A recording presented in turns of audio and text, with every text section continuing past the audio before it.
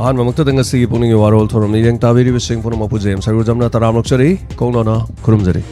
Segi puning warol thorom gi demak season nazari ba number 9077222001. Video call gi demak thamjari ba number 7005707808 hari ba number sidani. Loinan sanduk chari ba thorom 90.0 megahertz landok chari ba wahong radio loinan TV channel tonga SK TV ISCOM loinan GTPL cable, Elite TV, Diamond TV, Facebook, YouTube. Hari sing sanduk chari Manipur online radio to hari ba thorma si sanduk chari. Chigi phone le pau sing headlines kar loko charo bada. Flying Squad quick response team no sem krahri. Low panen ya kan section tharom la kali hai na police na phongdoroli. Su sangdok ta na ba home minister da taksin kre. Hai bo fam. Langa ke thoksel pen da bagi IDP singi khongjang ka hai na cancel ka dori. Taliba demand thabak to onthorok triba fawa kongjang an tolo hena committee na phongdokre IDP sing mahiroi sing education package kaitho IDP sing committee sem the relief camp sing salai helu documentation ni matang da IDP sing na thengnari ba khudong sa da ba ko hona na lenga na thaw paikalu lair sing masagi lanjinari sing masai from hanjan ba thorong lokulu IDP sing punsi hingna ba pamba ya lenga na semo Jorasanpur ge lanjinari ba mai IDP sing matam khargi oina Pagaksaw ikai the center home amasemo hai ba warol kya marum yaw Sisa gi nipusu ba foundation day pangthokre loina na MLS sing na mamale ba ki tamuta moi seng na tabak toro di rang sigi warochen porok pongong ni haina ngan mi na phongdo ki ba phom na ko to no phongli mang krabaling thoinga bi ki justice phangalo hai ni United Nations wakal ga na pok no phongdo rokli Isau thole ba mafam sing de yang sin na ba governor the memorandum mission kre Loina na Semilon gi mipal tang dana na ba yellow puro sing mateng pang na ba changyan athau na phongdokre Imphal mayon da leiri ba biti park mapu pandre tawning ba da tawre photo kona na yaw PR sangdok tringe da lengak sem na ba honna ri han ke si bom chana phongdok ki ba pham da pauche se ko taw na phongli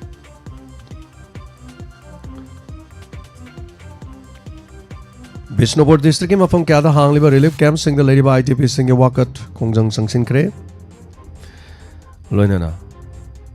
tongan pau se khragi headlines kara mo bijaki while kati pau se sigi recommend rule sem da bana phangpham thok kodong sa da sing phang da bana thabak to ki pothana re no sem ki ba post sing de recommend rule seminar na ba Supreme Court taksin kre loina na Lomi singak sen bagi thokdang na Manipur police na lo kre lo singu bada kai ba thon na ba conversation tharong lo kala hina police na phongdorok amarom da IDP sing demand phangdri ba fa ba khongdam khongpham ma ta handong lo haina CMUC na phongdorok loina na wangjing ketel da fi gi khaw yen thok re hari Manipur thole bi rang asigi drug ki lambi hongdok re hina vikas na phongdorok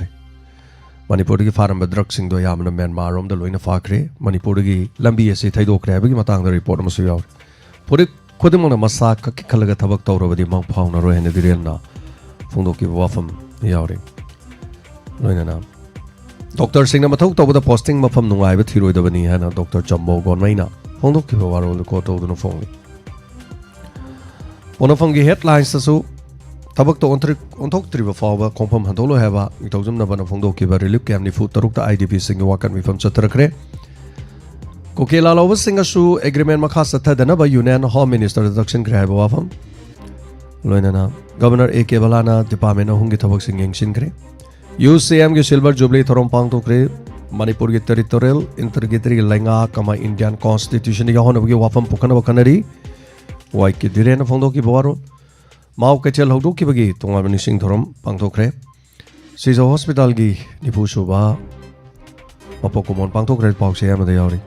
koining bakai re sa sing ri mahi masing tambada fa bayum bi ohen ba pami IDP sing na phongdo powaro yawri oyala pau gi headlines ta IDP sing paktang na protestor go governor unakrai bawaro lana lomi amasung yam gi thawai wori ba lo pantha da sugunu assembly constituency da Lau ubada kiba labuk amata leitre loina lau pale hane emere lonji na phongdokre loina na Bishnupur district ki lomi ya amadi salak sare lenga na kari gi damak buffer zone thamli bano hane lomi sing na phongdorokli Ministry of Home Affairs Home Guard sing na wakalubagi DGP da thabak onthong na ba khangalak le hai warol se pause se manung yauri lanjelak pamioi ama dukan semjin badamai na chingmada girims ta like an hari motom dines condition amata yauduna thadaro haiduna fongdorokli KCPPWG ge team member ne haina police na fare hari base ranwa pauni hari loina na vote kana ba imung manung ye politics tarok pranga si fiba masi orokni wai ke dire na fongdorok warol de yauri mapangi oiba pauda Ethiopia gi Nile turenda Shaba Aruba wathok oriba chauba dam loisin khre loina na North Korea gi lanmi lising kontra yauna Russia na Ukraine akhak palaitana landana na basem sakre Trump na nomit humbuni gi ceasefire torba yai hek lauthoki baga Benjamin Gaza da landana pungni funi pan gi manungda mioi shahum lom hat khre Minai oina legeda ba saruk jail do oina leibna phai haina Imran mi hamna lauthokre terrorist attacks ataduna malida India machao hum phakre hari loina na Trump unaba chaluba Mark Zuckerberg Oval Office tagi tanthok pirakre hari loina na China gi nongpok amadi kha thangba sarukta mi siba yauna isau thokre Somalia da helicopter kaibida manga lekidre Dubai da electric air taxi mai pakna test chokre Iran ne yekna balebak singa lanthengna bada ki balaite haina ayatullah yamina fongdo ki warol yauri Indonesia da hi laksan bada mari lekidre kungani panthi ba khangdre Masiga loina no loijare nukti gi phone ba pauk se sing gi lokthok chaba maroi ba pau khara sigi thamjari ba pungning gi warol Diamond TV wahong radio gi program sigi ho bada thamjari ba Pijari ba headlines sing asida mayamna topic oina pokat pi ba yagani ngasagi thorong sigi season ba number 9077722001 hari ba number se hangdok sare number sida call to widona thorong sida saruga view loina na Facebook live to amadi YouTube live streaming da library ba sing sutaram nok sari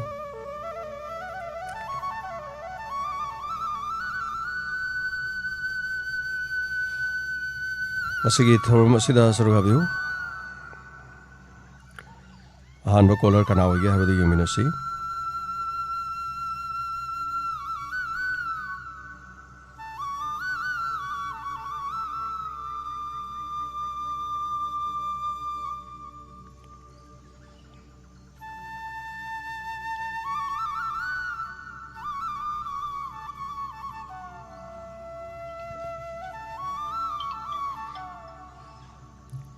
Hello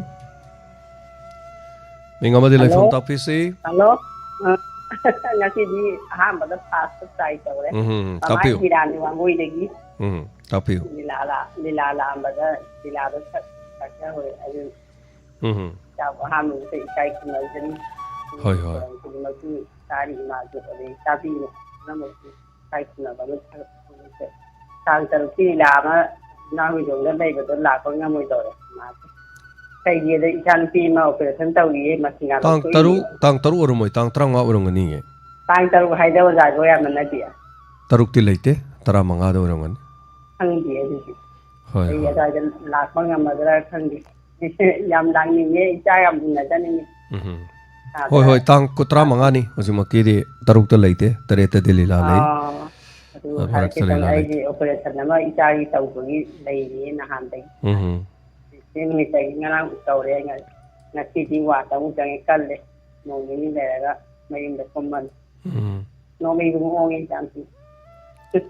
hoi hoi ada itu kangen dari kita punya yang mengenai tari itu kita carakan ada itu ni baru tarik lagi berusan orang kedua mesti tari ngang ini kata beri di hari hoi 다그처리 뭐 저럼 서로가 비록 가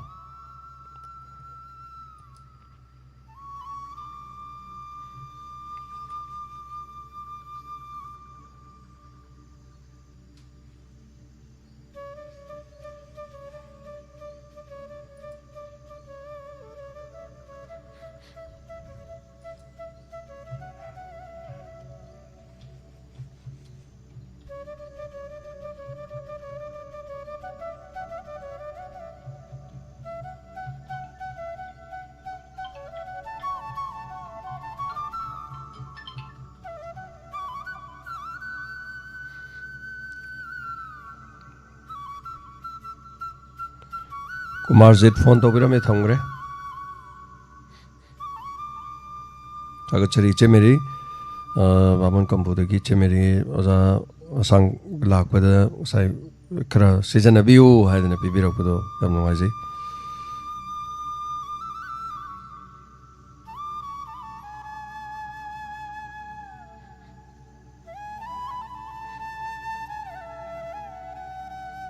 Call tawbiu matam manganbidana mayam Toromasi sarugabiu Masigi face to face thorom yamna interest laina haibirakpa Tagachari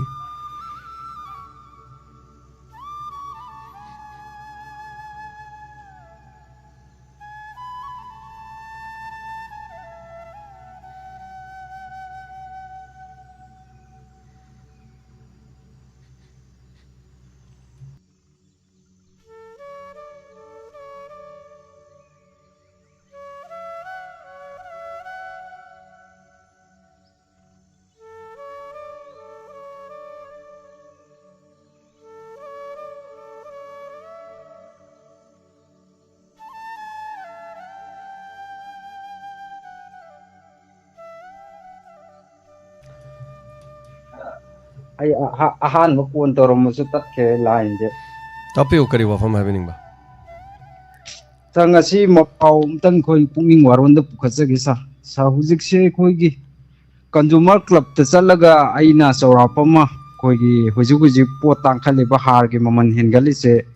consumer club ta ina se role ma thar ma tam da consumer club ki khoi le hori go official jing gi na hai rai se hujik se khoi gi po joli ba agent sing dealer sing jina masa masa ka ki sendong gi khallaga tawbani madubu matam khara gi august amadi september fau gi manung da inspection ma changa ani haibagi yam nungai bu warol maso phangjarage sar aduga hojik se har se koi gi aina chawapum chatani yong matam da koi gi laiba manipur gi agri department gi godown da har se paidan thamne masi matang koi mari leina ba singna punging waron koi diamond tv wa hong radio sibu kari gum tabiram bataraga di हाइरि बसे हुजिक से जगह खुदिंग मकी हार की अवाब से लैरबनी ना मसी मतंग कोई फंगदन लैरि से मफम चान चान अमतंग सिनबिर ओ हाइबसे को मरी लैनब सिंगी पुनिंग अमतंग चिंचिनजरी सारा दुगा इ लोसिलपद वाफम अमतंग थमजगे कोई सांगरांग संदोपी के बा इंस्पेक्टर तयाई अमदि क्राइम रिपोर्ट यामना नुंगाइजे ताबदा सुके मतिक नुंगाइजे सारा दुगा मखा तारकपदा कोई होरेन जे इंस्पेक्टर तयाई दा सार के अनोबो एपिसोड खरा हबकनी हाइबगी थाजबसो लैजे सार मसी मतंग हाइजरगा सा टेंशन जरगे थागे सैसा कंज्यूमर क्लब की कांगोना इंस्पेक्शन नम चथने ना हाइबदो याम फैयेदो हाइदोक्तना तुमिन चलदि दम फैनिको ओखैना या लरदि ए मोय कंज्यूमर क्लब तो लानी हाइरदिको 16 गिबसु यायबको थागे चरी अनुवाजै ओजा सांका सार सिंगदगी ओरसु माने हुजिक संगाखमदा लैबनि भरादा लैबनि नको अदो कोइगी सिदा Pizariba polam singje matik chajadrasu haitare phaniam yame adum chawwa kompa khogi bucket ama haitare pom than ba makhai leijaba haitare koina pijabani khogi matam gi insang na pi sing haitare ko sakhung kitchen item haitare adum phaniam koina adum thong thak cha yani adum ase khogi mafam sida lak pi bagi koina kai khomna jamni haitare oja sangni pungang ngakrabani khogi keno se tv ते discussion में आमसलुमनी उबिरबा खंबिरबा हाइतारे को अदुबो अखोइना ngamjaba khara अखोइना तौजरिबे से ओजा सांगना यामना मसामना open Basu फोंदोक पिरमी हाइताई अदुगा मतेंग पांगबिरखिबा खुदिमा हाइनिंगाइ लेतना थागचरे ममिंग खरा सु होरेन लाउथोकचगे थागचरे मथंगी कॉलरदा खुदोंचाबा पिजरी ओजा सांग लाकपदुदा 1 लाख किबा मतमदुदगी याम कन्ना कोइ नेट सि नुंगाइ रखिद्रे नेट सि नुंगाइ रक्तबदगी थोरम होबदा पनबो की अदुगा नेट सोना नेट तौखिबने अदुना फेसबुक लाइव तदी अदुना मरम ओरकांदा सबखिबनी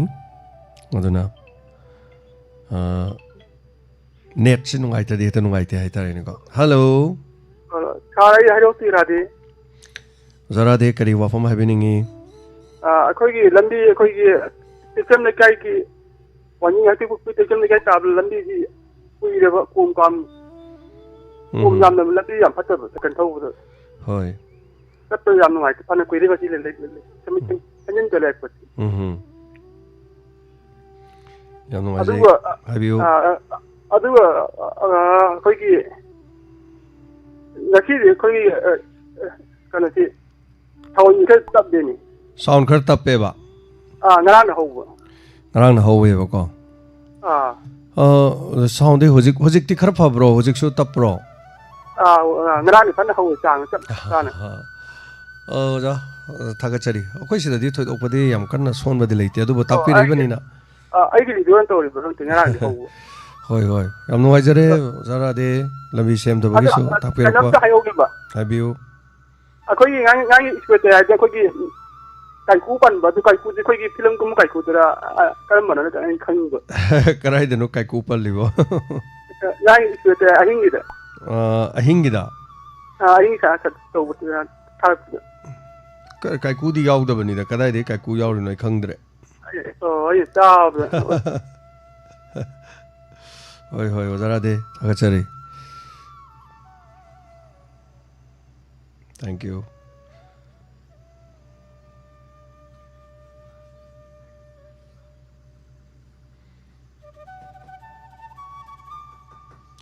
call to biu mathangi caller khudong chaba pijari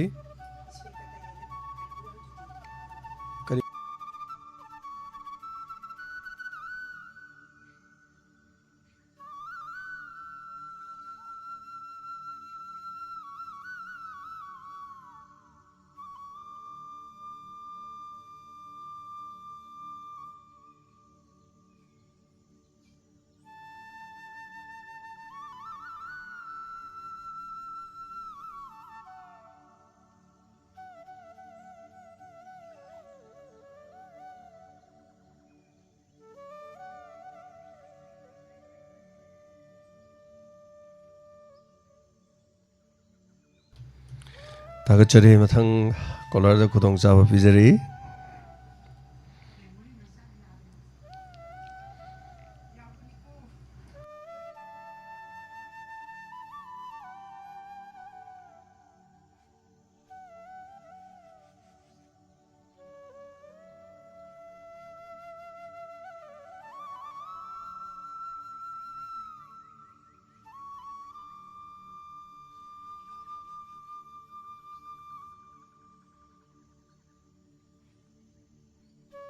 call to biu thoro masida saruga biu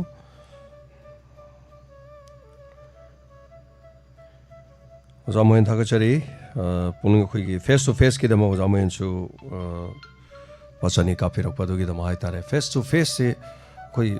mafam che ta na la ko se khoi ge sing je la pi adana khoi kudol pot khara nage thau thong gi kari khara khoi ma ke di khara kudol jabani maman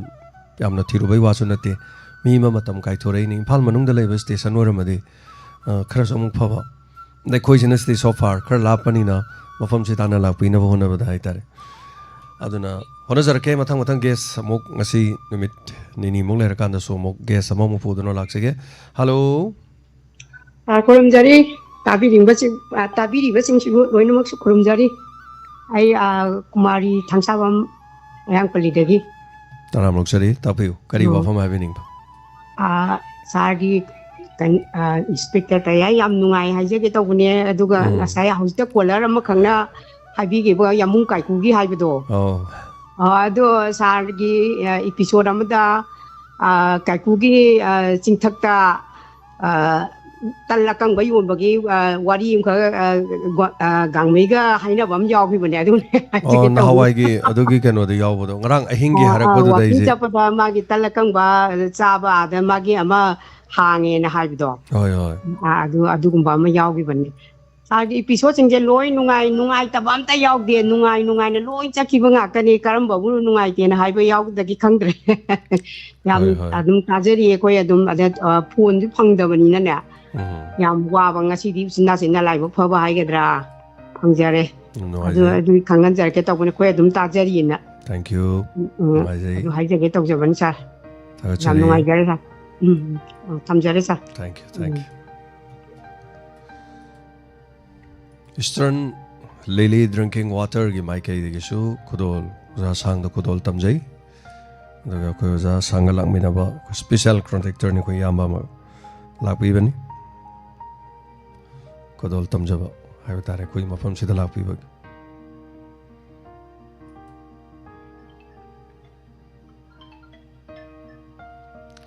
Hello. Hello. Isa gang na dabo kuire na dabo kan. Mataram nokshari Chandel dagi. Hmm. Imai bemal tapiu kari wafam haveni. Achu kano gi masaya oja isa ka sa na ngang bado. Ta ba yam ngai ma ge ansar mai am ta ba ko ya pe le hai tar. Hoi. Ando gi isa gi kano inspector amado kari ka thokre mami. Teko. Adugi mamo haibdo south ki be ngang ba ya ma isa ngang. Ai gi nang gi khwang nai to bdo kini de nong ma sam sa khara lai ram nai. Oh, nong le ra su khwang na ba ni. Sum isa ngang na da ba koi ba gi tawrak pa ne 6 pyar gi wari de am nong ning ai di. Ya ma zema ado Sandian di nungai di koi ma. Hoi Sandian di irang su leite ni sayon bu su pak leite yu yon bu su ama ani di lai ram ga dong ma le. Palen dai pora ga. Palen dai pora ga. Sida di thong ba khot pa lai tam ni na ko. Mai tai ni yoli ro kana yoli no. Hoi. Talap su pak phang de koi sida di. Wa gumba talap gumba ba phang de aduga pung tare tara di dukan loin ban taw ni na ni su check book law de. Okay. Karigino pung tare tardi adu matung de yon gono harira. Oi pung tare tare loin ban taw e kuire tawrak pa. Oh, sacha. Tahi ahum mari sure. Mi lang hai ko dukan koi na hang adi. Oi khana chaina ba yorokani haidana ko patta ba thodok tholokani na tawri ne. Aduga thakpa cha ba khoi su mayum tham ba budi ya do sorol lam taw tha ga ngaw ba khot pa di leite. Okay. Kwa su darda gum badi phang de da kong kwa budi khara yon mu male mo. Ni sa de ayam mana tingre. Adugi di am nungai cha ba su am thaga chari. Uno da ba kuire tana da ba kuire. Ai su khwang na ra ga koi ne lai ru re. Hospital ani rak chale ultrasound ko malai loi adu nung du noi ba jan. Oh. Ado nung tana ba hidak thakra bro. Oi kupi hai ye nung do masam sa ne hai. Adu hidak tho har hidak te pire. Hidak mai du khara yam na thakpiro khara khara ko sing ya la ga nomada ni ra hom la thakpiro. Ado hidak tumna ba tana ba pik por ga dem ta khini da. Onaga khoi gi chumna gi ipai pu gi hidak hai ba urik sibi mana na ma lei bdo khoi gi charik lenga sana bdo nganguring da chujak tong na to bdo chujak tong na to bani hana di am hauram mane ji kan ni pak hau madu khongba lo pan ya ma hugal lima madu gi mana du thatlaga ising da hapaga sidami shi gum hapa diabetes leitraga di ko anda diabetes leiraga di sidami shi hapi da ba adu gi mahi du thakpa do yam pha bane na hawa ai de du yam thai de tup tup ka yam ta bane bdo yam thaja da na ko yam pha bane ai pa so da mai to da mai to yam phagi na thaga chari thank you so much doctor ne pirak mai thakpiu singam thakpiu ko hoi aduga yengdi yang thokpiu karigino adu uric acid yang thokpiu uric acid china hian taraga di nung leine ba masana ai uric acid kya lege samtang yang biu TSH hai tare moi gi test to bagan uric acid to test am to ge haraga amtang to biu aduna uric acid che no pa da di khara yam na leiba da no pa di ka sto de ba 6.5 6 manung leiba da no pa di ka sto de no PD5 khara heladi uric acid leiba ko no pi ga no pa ga random je mana di hai tare aduna uric acid le di nung legali aduna nung le di du kari maram gi no haina khangtok pa ma fai aduna aisu nung leiba du gi problem du ne hai tare isa mak so hojik 11 mm ma kidney manung da leiba ni adu khara mahi thakpa gi khara tum jan gre 8 mm guma legi bani adu tha taruk le raga law hai bani ai sahi phado khre tha taruk si yam theng gre hadre sahi mak di phadir male tha mapan tara ti su jale aduna ai test ro yeng odoi ni aduna mase kuina thamjan kan da phatta ba mafam du kidney phunjal le ga na tau gi bedo aduna mai mit ka loi mo sandra ka sandra am tau idun mase health check tau bi ga dabni hai tare anyway thaga chari thank you so much ma ko problems di mi khudi ma kiloi lei na khoi jong hare ma jong hare ani hiram khudi mak ta thaga chari ma chandel dagi bemal RL call to birak pa thaga chari anana hello ningo di life from my view sa wangban dagi da maintain tapiu kari wa from my view sa akoigi sargi thoram sisu lepa leitena nungaina dum tajari bako ꯑꯗꯨꯒ ꯅꯨꯡꯉꯥꯏꯅ ꯇꯥꯔꯛꯑꯀꯥꯟꯗ ꯅꯨꯃꯤꯗꯥꯡ ꯋꯥꯏꯔꯝꯒꯤ ꯄꯨꯡ 6 ꯇꯥꯒꯦ ꯇꯧꯔꯛꯄ ꯁ꯭ꯋꯥꯏꯁꯤꯗꯒꯤꯗꯤ ꯂꯤꯂꯥꯒ ꯂꯥꯛꯄꯁꯦ ꯁꯨꯝ ꯍꯦꯛꯇ ꯃꯨꯠꯄ ꯑꯗꯨꯝ ꯁꯧꯗꯅꯅꯦ ꯇꯥꯕ ꯁꯨꯡꯐꯪ ꯐꯪꯗ꯭ꯔꯕ ꯑꯣ ꯁꯧꯗꯅ ꯁꯧꯔꯤ ꯋꯥꯡꯕꯟ ꯅꯛꯈ꯭ꯔꯕꯁꯤꯗ ꯀꯃꯥꯏꯅ ꯇꯧꯔꯤꯅꯣ ꯈꯪꯗꯦꯕ ꯎꯝ ꯑꯗꯨꯗꯨꯒꯤ ꯁꯨꯝ ꯅꯨꯡꯉꯥꯏꯇꯗꯅ ꯍꯥꯏꯖꯔꯛꯄꯅꯤ ꯁꯨꯝ ꯌꯥꯝ ꯀꯟꯅ ꯅꯨꯡꯗꯥꯡꯒꯤ ꯏꯁꯄꯦꯛꯇ ꯇꯌꯥꯏꯀꯥꯁꯦ ꯇꯥꯐꯝ ꯈꯪꯗꯕ ꯑꯗꯨ ꯈꯤꯇꯪ ꯂꯩꯊꯣꯛ ꯂꯩꯁꯤꯟ ꯇꯧꯔꯦ ꯑꯇꯣꯞꯄ ꯁꯦꯟꯇꯔ ꯍꯦꯛ ꯐꯪꯉꯒ ꯑꯇꯩꯅꯗꯤ ꯃꯌꯦꯛ ꯁꯦꯡꯅ ꯍꯦꯛꯇ ꯐꯪꯈꯤꯕꯤ ꯑꯗꯣ ꯊꯧꯔꯝꯁꯦ ꯇꯥꯐꯝ ꯈꯪꯗ ꯅꯨꯡꯉꯥꯏꯇꯕꯅ ꯂꯣꯏꯔꯕ ꯑꯗꯨꯗꯨꯒꯤ ꯁꯨꯝ ꯍꯥꯏꯔꯛꯀꯦꯅ ꯇꯧꯕꯅꯤꯗ ꯍꯥꯏꯔꯛꯆꯕꯅꯤꯗ ꯃꯁꯦ ꯑꯃꯇꯪ ꯑꯥꯒꯁ ꯊꯥ ꯐꯥꯎꯕꯗꯪ ꯀꯥꯕꯛ ꯈꯥꯡꯈꯤꯁꯦ ꯑꯗꯨꯒ ꯃꯩ ꯌꯥꯝ ꯀꯟꯅ ꯍꯧꯖꯤꯛꯁꯦ ꯅꯣꯡ ꯇꯥꯕꯁꯤꯗ ꯇꯋꯥꯔ ꯀꯥꯅꯕ ꯃꯤꯁꯦ ꯂꯩꯇ꯭ꯔꯦ ꯑꯗꯨꯅ ꯑꯩ ꯇꯋꯥꯔ ꯀꯥꯔꯒ ꯑꯃꯨꯛꯇꯪꯗꯤ ꯁꯦꯝꯍꯟꯖꯔꯛꯀꯦ ꯅꯪꯅꯕꯀꯣ ꯊꯦꯡꯉꯁꯨ ꯊꯦꯡꯅ ꯑꯗꯣ ꯂꯥꯏꯕꯛ ꯐꯔꯒꯗꯤ ꯉꯁꯤ ꯍꯌꯦꯡ ꯍꯦꯛꯇ ꯁꯪꯉꯦꯅ ꯍꯥꯏꯔꯗꯤ ꯍꯣꯔꯦꯟ ꯍꯦꯛꯇ ꯌꯥꯗꯣꯔꯤꯖꯥꯠꯅꯤ ꯑꯗꯣ ꯍꯌꯦꯡ ꯍꯦꯛꯇ ꯌꯥꯗꯣꯏꯖꯥꯠꯅꯤ ꯑꯩ ꯁꯦꯝꯅꯕꯗꯤ ꯌꯥꯝ ꯀꯟꯅ ꯍꯣꯠꯅꯖꯔꯤ ꯍꯥꯏꯕ ꯋꯥꯐꯝꯁꯦ ꯊꯝꯖꯒꯦ ꯑꯗꯨꯒ ꯁꯣꯏꯗꯅ ꯌꯥꯍꯟꯖꯔꯛꯀꯦ ꯍꯥꯏꯕꯒꯤ ꯊꯥꯖꯕꯁꯨ ꯑꯩ ꯄꯤꯖꯔꯤ ꯍꯣꯏ ꯁꯥꯔ ꯑꯗꯨ ꯅꯨꯡꯉꯥꯏꯇꯕꯗꯤ ꯍꯥꯏꯔꯛꯆꯕꯅꯤꯀꯣ ꯁꯥꯔ ꯀꯩꯁꯨ ꯀꯥꯏꯗꯦ ꯊꯧꯔꯝ ꯅꯨꯡꯉꯥꯏꯅ ꯇꯥꯔꯀꯥꯟꯗ ꯍꯦꯛ ꯁꯧꯈꯤꯕꯁꯦ ꯌꯥꯝ ꯄꯣꯔꯄꯣ ꯍꯦꯛ ꯆꯥꯛꯄ ꯆꯥꯛ ꯂꯤꯂꯥꯗꯨ ꯋꯥꯔꯤ ꯇꯥꯕꯅꯤ ꯍꯦꯛ ꯈꯪꯍꯧꯗꯕꯒꯨꯝꯕ ꯃꯗꯅꯤ ꯑꯗꯩ ꯏꯁꯄꯦꯛꯇ ꯇꯌꯥꯏꯗꯨ ꯋꯥꯔꯤ ꯍꯦꯛ ꯈꯪꯍꯧꯗꯕꯒꯨꯝꯕ ꯁꯨꯝ ꯇꯧꯕ ꯍꯣꯏ ꯑꯗꯨ ꯁꯨꯝ ꯍꯥꯏꯖꯔꯛꯄꯅꯤꯗ ꯔꯦꯗꯤꯑꯣ ꯊꯨꯒꯥꯏꯅꯤꯡꯉꯦ ꯑꯗꯣ ꯊꯦꯡꯛꯌꯨ ꯊꯥꯒꯠꯆꯔꯤ ꯊꯦꯡꯛꯌꯨ ꯁꯥꯔ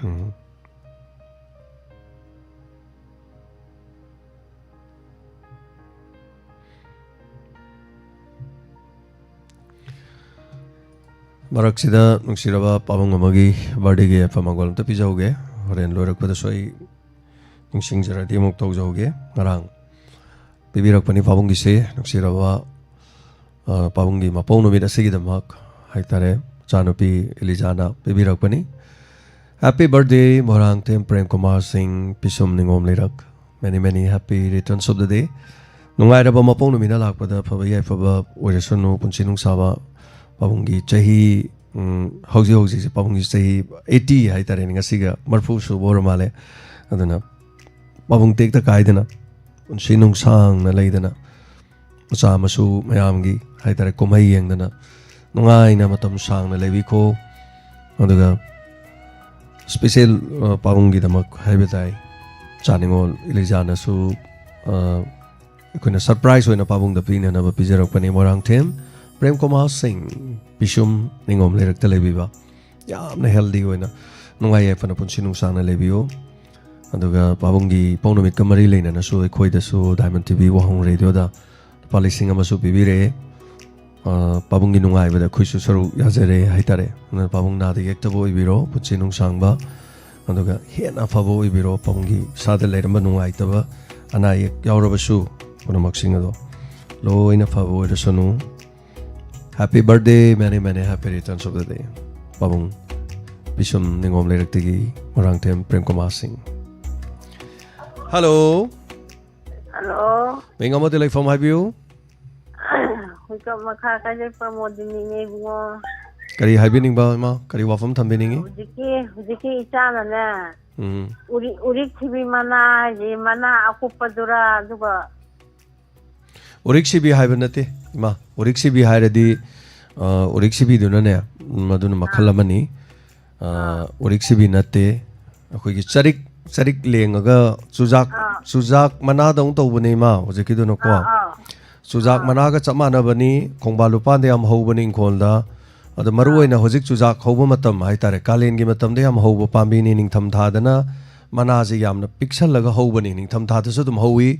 ꯑꯗꯣ ꯃꯥꯁꯦ ꯑꯩꯈꯣꯏꯒꯤ ꯃꯇꯣꯟꯗ ꯋꯥꯎꯔꯤ ꯇꯧꯔꯒ ꯑꯩꯈꯣꯏꯒꯤ ꯆꯔꯤꯛ ꯂꯦꯡꯕꯗꯣ ꯂꯪ ꯂꯦꯡꯉꯒ ꯆꯔꯤꯛ ꯂꯦꯡꯕ ꯁꯥꯟꯅꯕꯗꯣ ꯑꯩꯈꯣꯏꯒꯤ ꯃꯨꯡꯒ ꯍꯥꯏꯅꯩꯕ ꯃꯨꯡ ꯌꯦꯁ ꯃꯨꯡ ꯃꯅꯥꯒꯥꯏꯁꯨ ꯍꯥꯏꯅꯕꯅꯤ ꯀꯣ ꯑꯗꯨꯒꯤ ꯃꯅꯥꯗꯣ ꯁꯤꯗꯥꯃꯤꯁꯤ ꯍꯥꯞꯄꯒ ꯐꯨꯠꯂꯒ ꯏꯁꯤꯡꯗꯣ ꯒ꯭ꯂꯥꯁ ꯑꯆꯧꯕꯗꯣ 3-ꯂꯛꯀꯨꯝꯕ 2-ꯂꯛꯀꯨꯝꯕ ꯅꯣꯡꯃꯗ ꯊꯛꯑꯒꯗꯤ ꯅꯨꯡ ꯑꯀꯨꯞꯄ ꯌꯥꯝ ꯄꯤꯛꯄ ꯅꯨꯡꯁꯤꯗꯤ ꯇꯥꯕ ꯉꯝꯃꯦꯕ ꯄꯣꯗ꯭ꯔꯣꯛ ꯇꯥꯏꯌꯦꯕ ꯁꯤ ꯈꯛꯇ ꯅꯠꯇꯦ ꯀꯣꯏ ꯃꯥꯅ ꯌꯥꯡꯂꯤ ꯊꯛꯎ ꯑꯗꯨ ꯊꯛꯎ ꯑꯗꯥ ꯊꯛꯎꯅ ꯂꯩꯕꯅꯤ ꯁꯤꯅ ꯏꯠꯁ ꯃꯥꯏ ꯑꯦꯛꯁꯄꯤꯔꯤꯌꯦꯟꯁ ꯑꯩꯒꯤ ꯑꯦꯛꯁꯄꯤꯔꯤꯌꯦꯟꯁꯅꯦ ꯍꯥꯏꯇꯥꯔꯦ ꯑꯗꯨꯝ ꯇꯥꯕꯅꯤ ꯏꯃꯥ ꯑꯗꯨꯒ ꯃꯅꯝꯁꯨ ꯀꯥ ꯍꯦꯟꯅ ꯅꯝꯗꯦ ꯆꯨꯖꯥꯛ ꯃꯅꯥꯗꯧꯅ ꯑꯗꯨꯝ ꯇꯧꯕꯅꯤ ꯍꯥꯏꯇꯥꯔꯦ ꯏꯆꯥꯅ ꯍꯧꯖꯤꯛ ꯍꯥꯏꯔꯛꯄꯗꯨꯗꯅꯦ ꯍꯪꯉꯛꯏꯅꯦꯕ ꯑꯩꯈꯣꯏ ꯃꯧ ꯑꯇꯣꯝꯕꯤꯗꯣ ꯃꯁꯤꯡꯒꯥꯗ ꯂꯩꯕꯅꯦꯕ ꯅꯨꯡꯗꯣ ꯑꯗꯣ ꯑꯗꯨ ꯊꯛꯑꯒ ꯐꯕ꯭ꯔꯥ ꯌꯦꯡꯁꯤꯔꯥꯅ ꯃꯁꯤꯡꯒꯥꯗꯒ ꯑꯣꯏꯕꯗꯨꯗꯤ ꯈꯔ ꯑꯗꯨꯝ ꯏꯁꯤꯡ ꯃꯔꯤꯗ ꯂꯩꯔꯒꯗꯤ ꯈꯔ ꯇꯥꯒꯟꯕꯅꯤ ꯃꯁꯤꯡꯒꯥꯒꯤꯗꯤ ꯈꯔ ꯊꯥꯖꯕ ꯋꯥꯠꯂꯦ ꯃꯁꯤꯡꯒꯥꯗ ꯂꯩꯕꯗꯨꯗꯤ ꯑꯣꯄꯔꯦꯁꯟ ꯇꯧꯗ꯭ꯔꯗꯤ ꯃꯁꯤꯡꯒꯥꯒꯤꯗꯤ ꯎꯄꯥꯏ ꯂꯩꯗꯧ ꯃꯥꯟꯗꯦ ꯏꯃꯥ ꯑꯗꯨꯕꯨ ꯃꯁꯤꯡꯒꯥꯗ ꯂꯩꯕꯁꯦ ꯍꯧꯖꯤꯛꯀꯥꯟꯗꯤ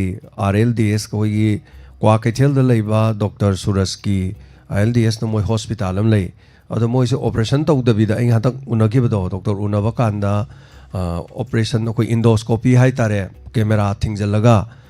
ꯃꯗꯨ ꯂꯦꯟꯈꯥꯏꯕꯒ ꯂꯧꯊꯣꯛꯄ ꯌꯥꯏ ꯀꯥꯏꯅ ꯍꯥꯏꯕꯁꯨ ꯇꯥꯏ aduna masingada masingadu pura lokthokpagi mathau taigen hai aduna ima madu punamaktu doctor gi manakta chatpiraga doctor ga consult amtang tawbiyu doctor ga tanaba phai masingada leibase oning sum tawi haibane aidi masingada budam ta leijadri ai manabam khak tawdo masi oning tawba adagi khoi manung changning ba khongam ning ba haitare ko dumaina sum tawba masaji oning yam tawgalle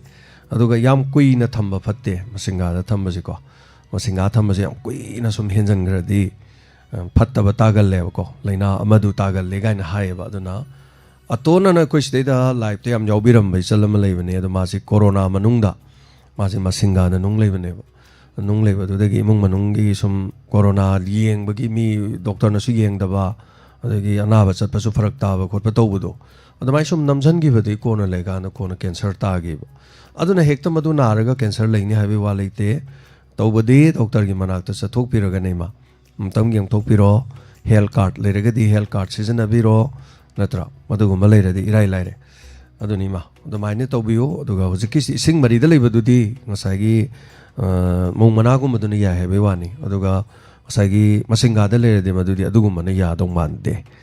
dumaina hai tai ko ima thagachari adu doctor manak to chathok piu ima chalam gani satpasu ko ima kari chithab leiri asu kanogi ispeta kayana maro manungai pha ima di hakang amdana khong ham thabi mok tawgraba ko ajinga de thokom tum dra dum loi bogje dum tarani le ko 나가지 아간 왜지 따래 아탱고지 애가 좀 더기해봐 농아라가 먹다봐 농아라 따비요 마 탱아디 그래서 가야돼 거이마 혹시 학창에 농아 때문에 좀 tumbay야 그러면 좀 이자기 사람들 로이 보고 좀 따래라 파니 마 네 마우노 비게 하이버도 당행 톡비요 마싱가다디 농 따라오이 마싱가 하이도디 코이기네 파트 아마네바 스마이나 matum moina leba part amne madi manung do nung do lesan bai wan nung lei hai jibane ekta khoi gi lambi sorok de khulaga leba nung do maina krok laur lei bijan adugi nung do kamai lei rei no hai kan da khoni ya leidana ya gi ya khong da ya thi ga na leba khoi kan law mo ka sa leidana masi cavities hai tare masi ka sa leise somna ya da krak law ba ka rei bisu maina hakchang gi manung da su uric acid hela kan da adu maina karak pane ba nung phom to wise aduna uric acid henmadagi oigalli natraga aina chaba chinjak ta oxalate hai tare calcium oxalate adugu madu heladi lei hai doctor ga unabadani ai yam khangu bai nate ai yam hangalle doctor ju sidai da masing khangdana nung lebe doctor jai unai se banam yame aduna yam hangmada aina khangmada calcium oxalate henba chinjak sing chaba aini mana masing chaba du da oxalate yam na henba sigumba se kitang chaba di ai yam chada samna da kobi lei ai calcium oxalate yam henba pot amne aduna oxalate am hela de ngod calcium hela gadi ai kobi lei du yam cha taradi kobi lei du pangthong mong cha ma kot pa mong cha ba de gi ding hai si cha hai yeng cha hang chi hafta am kobi lei du mari marang ka cha saladi ai ngod nga sai nung le bi chang du hengkal han doine adu mai tau duna hai tare aduna kobi lei khaki wa na te ko oxalate se kari pambi sing no kari chinjak sing no de dietitian sing hojik google da dum yenge oxalate am leiba cha ba ya ba vegetable sing kari no list am to phong do jar phong torok pane wari boy ko adu moina haiji chaga no haibana te chau amount to yaman ganu haibai wane da adu ising marang kaina thakpa sajen tawba natra sini na khoi gum famjal laga leiba sajen tawda bai khoi gum sini yam pa mi jenung na adu mai tawi hai tai thagachari mai be ma torom soru ga birokpa thank you so much radio ki sound kitang tappe na tapere kumarjit koi staff sing tabi ragadi radio ki sound phone da kitang tappe na hai madu chumram tang yengbiu asi din net yam nungai te net chi so roi bini asi gi adu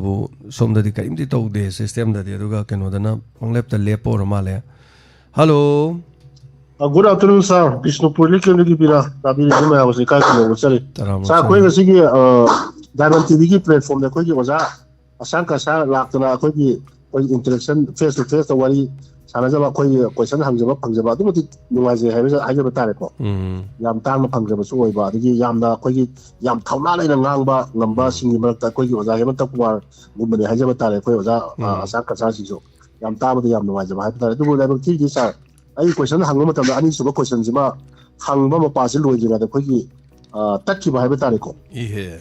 I do touchy was I know Muxin Sinclair, what them the any super questions in Nuram Dada, Yaw the Vita, Pocum Zupirum the Vita, Yam Wise, how they are the face to face, I quit the quantity, Yam Pamsana, Yam Kauran, like the idea of Zikoi Manipur, current issues, question you hang the Hypertarico. I don't know face to face the Yam Kauran, like the missing among the money. I don't know, Margaret Gataki was the unwise who the Vita Sargos call. She's never from Tabagas, quickly to some put the quailage of Pomatum, the quick music in Indian. I quit low matum, say some sing of Pomatum, the quick low sanga. Low sang the quay sack to be Mahaudo, now holding singer, I have a terrace. I call you example, the quay low low sangama, low sangama, low cooking low sangama, loyally have a tarico. I don't know, my sack salamda, low sang the quay sack a quay, babane, quay kakane, quay humariga saga, Maduki, Tamawana, sur, under the Sabas, Sargent, Pang how the how I have a taric, Maduki Mahau, you the Sabi Mahauga. Yam Kiri have a tarico, Maduki Mahaudo, Ninsinga, by the meter sanction, we have a tarico, low sang the sacks are quite the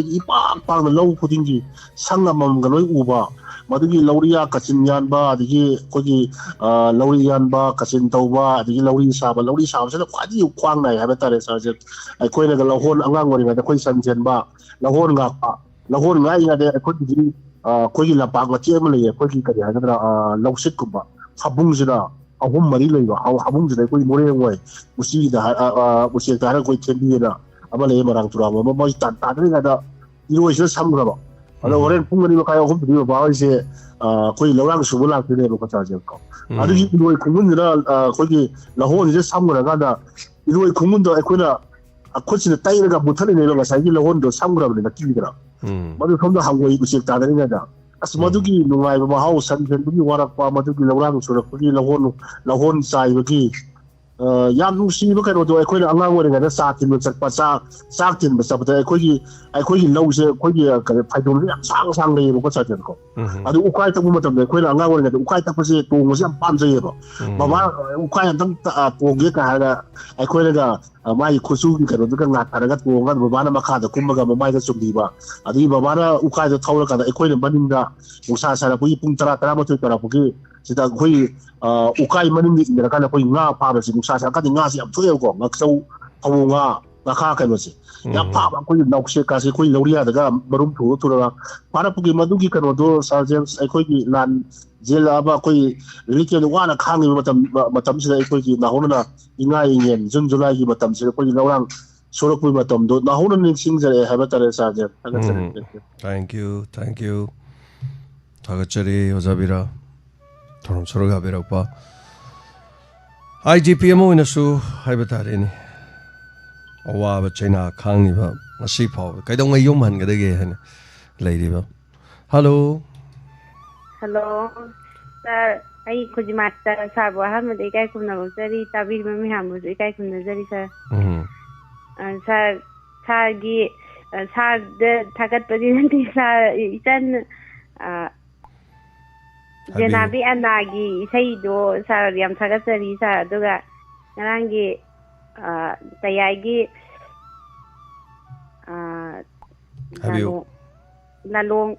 Lalongi, Series, Kunanga, Duga, Isan Jenabi Anana, Sakui Saiduga, and Tagasani was my Mamingo, Zenimix. Sana Anana Anana Haruni Sana but Sana, son of a Sana, the young biro, Sana. Zenemix ꯍꯥꯏꯕ ꯖꯦꯅꯥꯃꯤꯛ ꯆꯅꯥ ꯁꯥꯔ ꯑꯩꯅ ꯑꯅꯥ ꯍꯥꯏꯅ ꯏꯔꯨꯔꯕ ꯉꯁꯥꯏ ꯑꯌꯨꯛ ꯇꯥꯕꯗ ꯀꯩꯁꯨ ꯀꯥꯏꯗꯦ ꯃꯥ ꯇꯥꯕꯗ ꯍꯔꯥꯎꯖꯔꯝꯒꯅꯤ ꯖꯦꯅꯥꯃꯤꯛꯁ ꯑꯩ ꯊꯥꯒꯠꯄ ꯅꯠꯇꯦ ꯖꯦꯅꯥꯃꯤꯛ ꯑꯅꯥꯗ ꯑꯣꯏꯅ ꯊꯥꯒꯠꯂꯒꯦ ꯁꯥꯔ ꯍꯣꯏ ꯖꯦꯅꯥꯃꯤꯛ ꯑꯅꯥꯗ ꯑꯣꯏꯅ ꯊꯥꯒꯠꯄꯤꯔꯣ ꯁꯥꯔꯗꯤ ꯀꯩꯅꯣ ꯗꯥꯏꯃꯟ ꯇꯤꯚꯤ ꯋꯥꯍꯧ ꯔꯦꯗꯤꯑꯣ ꯃꯌꯥꯝꯒꯤ ꯗꯣꯛꯇꯔ ꯑꯃꯁꯨ ꯑꯣꯏꯔꯤ ꯁꯥꯔꯕꯨ ꯍꯟꯖꯟꯅ ꯊꯥꯒꯠꯆꯔꯤ ꯀꯗꯥꯏꯗꯩꯅꯣ ꯁꯥꯔꯅ ꯄꯦꯁꯦꯟ ꯃꯌꯥꯝ ꯂꯥꯏꯌꯦꯡꯕꯤꯅꯤ ꯁꯥꯔ ꯏꯁꯥꯃꯛꯁꯨ ꯁꯥꯔꯒꯤ ꯄ꯭ꯔꯣꯒꯥꯝꯗꯒꯤ ꯂꯥꯏꯌꯦꯡꯕꯒ ꯆꯞ ꯃꯥꯟꯅꯔꯤ ꯁꯥꯔꯒ ꯐꯣꯡꯗꯣꯛꯅꯤꯡꯗꯅꯁꯨ ꯇꯧꯔꯛꯏꯅꯤ ꯍꯣꯏ ꯑꯩꯈꯣꯏ ꯄꯨꯛꯅꯤꯡꯗꯅꯦ ꯑꯩꯈꯣꯏꯅ ꯐꯥꯎꯔꯛꯄ ꯑꯗꯒꯤ ꯑꯩꯈꯣꯏꯅ ꯇꯥꯖꯔꯨꯕ ꯈꯪꯖꯔꯨꯕꯗꯨꯅꯤ ꯑꯗꯨꯒ ꯑꯩꯈꯣꯏꯅ ꯂꯥꯏꯌꯦꯡꯕꯗꯤ ꯉꯝꯕ ꯅꯠꯇꯦ ꯑꯗꯨꯒ ꯈꯪꯕꯗ ꯑꯩꯈꯣꯏ ꯈꯪꯕ ꯃꯁꯦꯟꯗꯣ ꯈꯔ ꯈꯪꯕꯗꯤ ꯁꯤꯌꯥꯔ ꯇꯧꯕ ꯀꯩꯁꯨ ꯀꯥꯏꯗꯦꯕ ꯑꯗꯣ ꯊꯕꯛꯇꯨꯅ ꯆꯠꯅꯗꯧꯅꯤ ꯆꯠꯅꯒꯗꯕꯅꯤ ꯍꯥꯏꯕ ꯂꯩꯇꯦ ꯑꯄꯥꯝꯕꯁꯤꯡꯗ ꯇꯧꯕ ꯀꯥꯟꯗ ꯀꯩꯁꯨꯗꯤ ꯀꯥꯏꯗꯣꯏꯕ ꯉꯥꯛꯇꯅꯤ ꯑꯔꯣꯏꯕꯗ ꯑꯩꯈꯣꯏꯅ ꯍꯥꯏꯗꯨꯅꯤ ꯗꯣꯛꯇꯔ ꯇꯥꯟꯅꯕꯤꯌꯨ ꯍꯥꯏꯗꯨꯅꯦꯕꯀꯣ ꯑꯗꯨꯒꯤ ꯋꯥꯅꯤ ꯊꯥꯒꯠꯆꯔꯤ ꯊꯦꯡꯛ ꯌꯨ ꯁꯣ ꯃꯆ ꯃꯊꯪ ꯀꯣꯂꯔꯗ ꯑꯩ ꯈꯨꯗꯣꯡꯆꯥꯕ ꯄꯤꯖꯔꯤ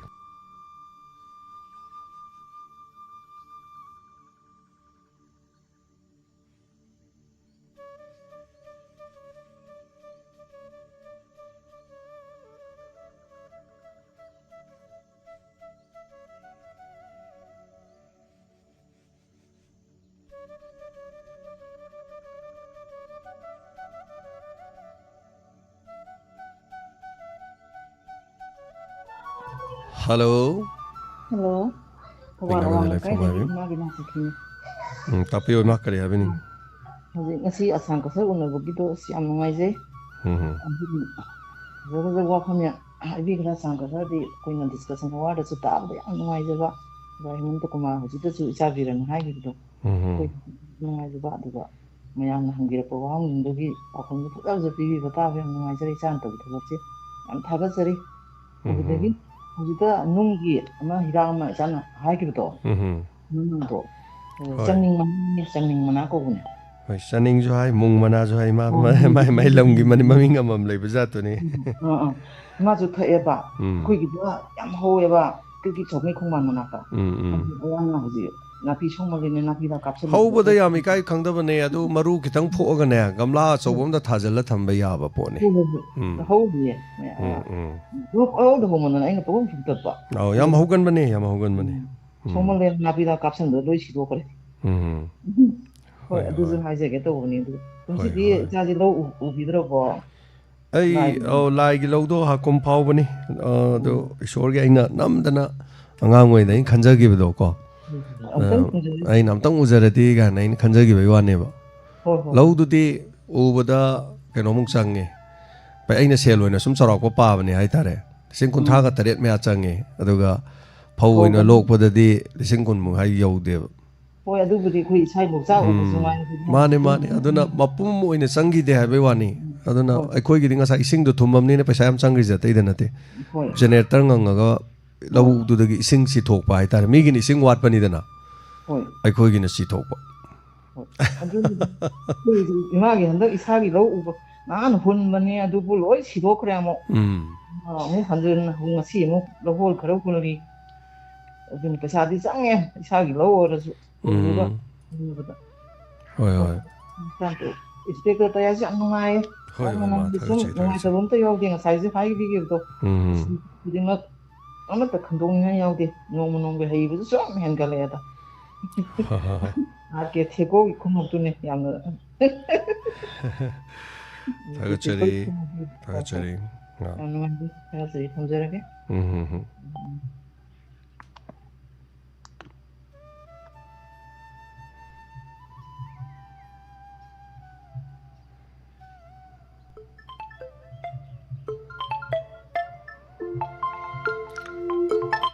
Hello.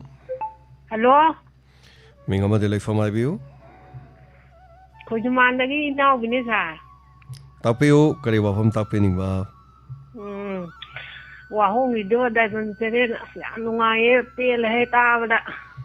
Sakane naaba fai.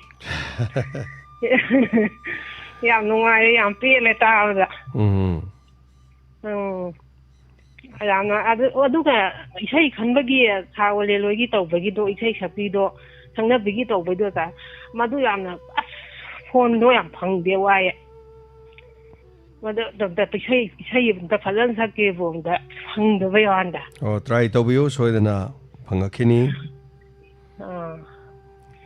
ꯌꯥꯝ ꯅꯨꯡꯉꯥꯏ ꯌꯥꯝ ꯅꯨꯡꯉꯥꯏ ꯌꯥꯝ ꯅꯨꯡꯉꯥꯏ. ꯁꯤ ꯅꯠꯇꯅ ꯑꯩꯈꯣꯏꯗꯤ ꯎꯄꯥꯏ ꯂꯩꯖꯗ꯭ꯔꯦ ꯁꯥꯔ. ꯍꯣꯏ ꯍꯣꯏ. ꯑꯗꯨꯒ ꯅꯍꯥꯟ ꯍꯧꯖꯤꯛ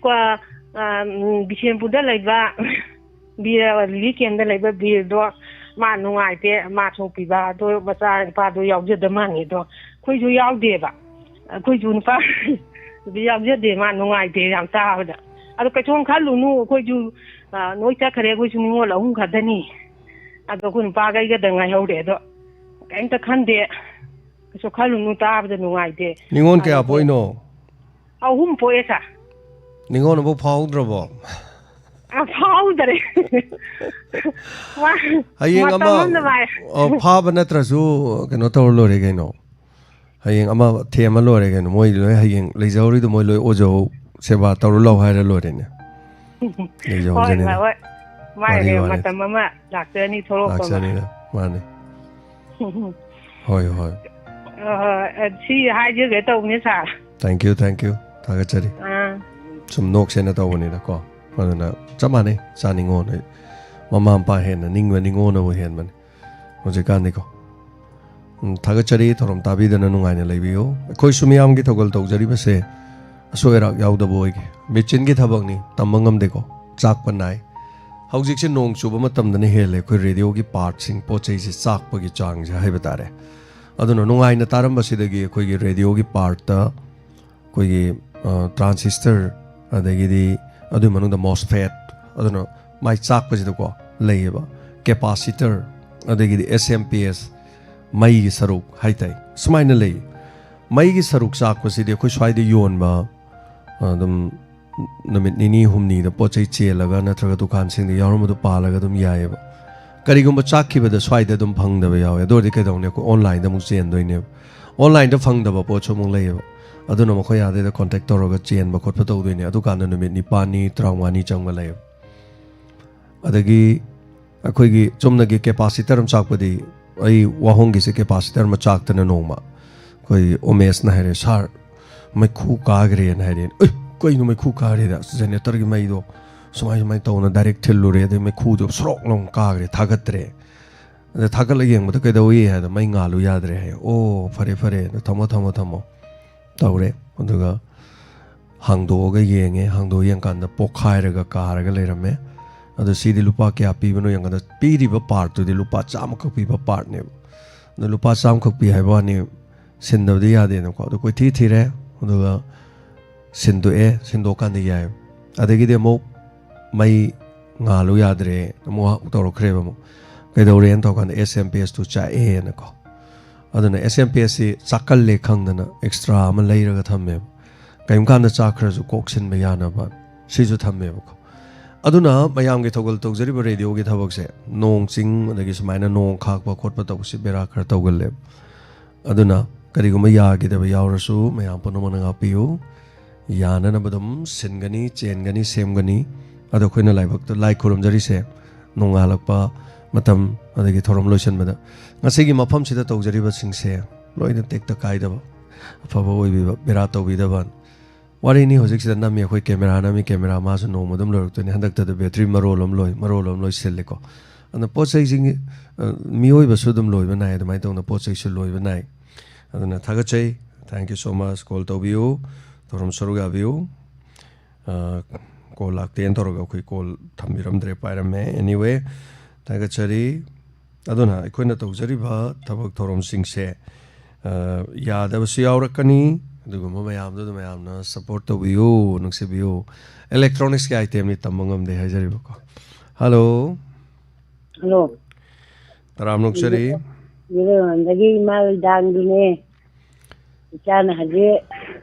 ꯍꯥꯏꯈꯤꯕ ꯍꯤꯗꯥꯛ ꯑꯃ ꯅꯨꯡꯒꯤ ꯍꯥꯏꯕꯗꯣ ꯑꯗꯣ ꯆꯪꯅꯤꯡ ꯍꯥꯏꯕ ꯃꯅꯥꯗꯣ ꯅꯠꯇ꯭ꯔꯣ ꯏꯕꯨꯡꯉꯣ? ꯍꯣꯏ ꯏꯃꯥ ꯂꯝꯒꯤ ꯃꯃꯤꯡ ꯃꯥꯟꯅꯗꯦ. ꯆꯪꯅꯤꯡꯁꯨ ꯍꯥꯏ ꯈꯔꯅ ꯃꯣꯝ ꯃꯅꯥꯁꯨ ꯍꯥꯏ ꯏꯃꯥ. ꯑꯣ ꯑꯩꯁꯦ ꯅꯨꯡ 5 ꯂꯩ ꯍꯥꯏꯕ. ꯅꯨꯡ ꯀꯌꯥꯝ ꯆꯥꯎꯕꯅꯣ? 4 mm ꯍꯥꯏꯌꯦ. ꯑꯣ ꯑꯗꯩꯗꯨꯗ ꯀꯤꯠꯅꯤ ꯃꯌꯥꯅꯤ ꯇꯥꯕꯒꯤ ꯆꯥꯡ ꯋꯥꯡꯉꯦꯅꯗꯤ ꯍꯥꯏꯔꯛꯑꯦꯕ. ꯍꯣꯏ ꯑꯗꯩꯗꯨꯗ ꯍꯧꯖꯤꯛꯀꯤ ꯑꯗꯨꯒꯤ ꯄꯣꯠꯇꯣ ꯁ꯭ꯋꯥꯏꯗ ꯍꯧꯕ ꯑꯝꯇ ꯎꯗꯦꯕ ꯈꯣꯡꯕꯥꯜ ꯂꯨꯄꯥꯟꯗꯤ ꯌꯥꯝ ꯍꯧꯕꯅꯤꯗꯤ ꯃꯥ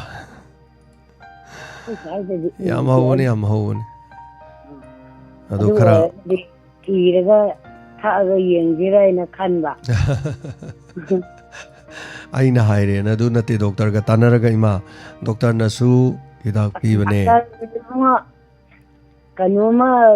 ꯆꯞ ꯃꯥꯟꯅꯔꯦꯗ ꯑꯩꯈꯣꯏꯗꯤ ꯏꯃꯥꯍꯣꯏꯗꯤ ꯂꯥꯏꯔꯤꯛ ꯂꯥꯏꯁꯨ ꯂꯩꯇꯕ ꯑꯗꯨ ꯋꯥꯠꯂꯤꯒ ꯑꯗꯥ ꯇꯧꯔꯤꯒ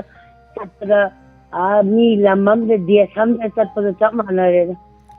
ꯍꯣꯏ ꯏꯃꯥ ꯀꯩꯁꯨ ꯀꯥꯏꯗꯦ ꯗꯣꯛꯇꯔꯒꯤ ꯃꯍꯤ ꯊꯛꯀꯦ ꯍꯥꯏꯔꯒꯅ ꯄꯣꯇ꯭ꯔꯦꯠ SF ꯑꯃ ꯂꯩꯕꯅꯤ ꯏꯃꯥ ꯄꯣꯇ꯭ꯔꯦꯠ ꯍꯥꯏꯕ ꯄꯣꯇ꯭ꯔꯦꯠ ꯍꯥꯏꯕ POTRATE portrait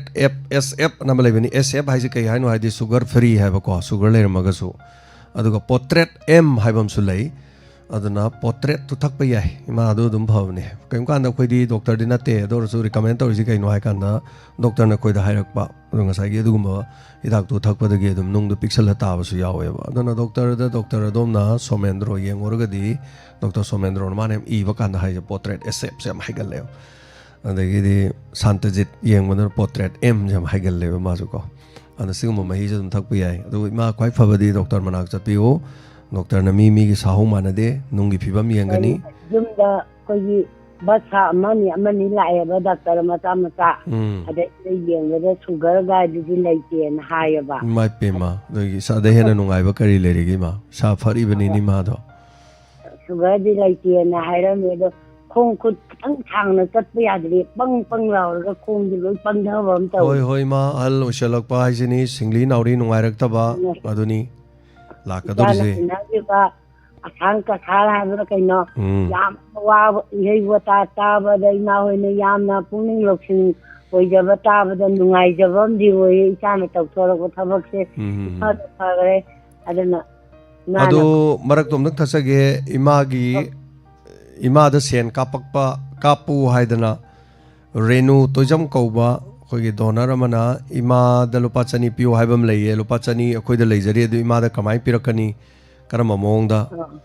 ima gi account da khoina kamai pirakani ima hoi gi lekai da GP leba me leibro ana ayo thujo ko yaw dragadi aina gano diamond dam katok pu da ya mi na pira ibanina ai handak function je aroi boina tan di lake mbre yengake aroi boina kedo bai loi doino khong pang ne bai mungo kasu tor hoi lak pa kan da lobi ima khoi da kathok pirakanu maram di ima hoi da direct pirak pa senpham ni katho jo khoi na logjaroi adu ima tombino da chani ima gi chani ma pibirak pani reno to jamna makubok lekidraba makubok ki ming da hoi du lak pa do ina lobi ra su yare adu isana ne TV पैसा copy की बदो हंतक तंग लोई the ngai लोई द्री निमित तरा तांग तरा नि थोई द लोई गदम ने बा अदो इचा द ने त विमन खंगबा इचा बु आ बद वो योय नै माना थागत प फोंग तो जरी हे चही हम तोय ने तवर को दो को मीना अथ लाइट द न मा जादू त विरग ने बैना खन गदरै न दु काय गुम जे त याम हाइनिंग बो वा हाइ दी लैबा अदैदा इमाना इकाय जजबम संपोक तन फोन जे तौजा तन रेनु न हाय बुदु जो ताजै इमा जो अदो इमा बु कै दौर चारि गे हुजि बो खांग जाई गे चा खरे थोंगगा मोरो खरे मेलगा खरे चा म खरे तौरी अदो मसीदी आई डोनर की पैसा की दंग का के ने खंजैबा लुपा लिसिंग अनी गे ने chamri change eba ai account da imai pasa yam change kari dei changai no pinji loram da khangdi ado mi na mo kan pau lai ado moi gi thabak su bagi job card ki paisa changre piro on mo lok thok pala khredi kamai tongni la oi ai pe di ai gi account ka tei loi na mo phone ji ta thamme phone dam la ya ai on da chang pa paisa ne na ado cheng na krai de gi wala chari no kamai chari gi chieng di ima khaga chieng moina adung wale ba aduga chieng do mutai ba lupa yang khai tong e ba chieng chuta kunda adu chieng kopta amana di ima de ne minini chai hum di chai ba adu ima gi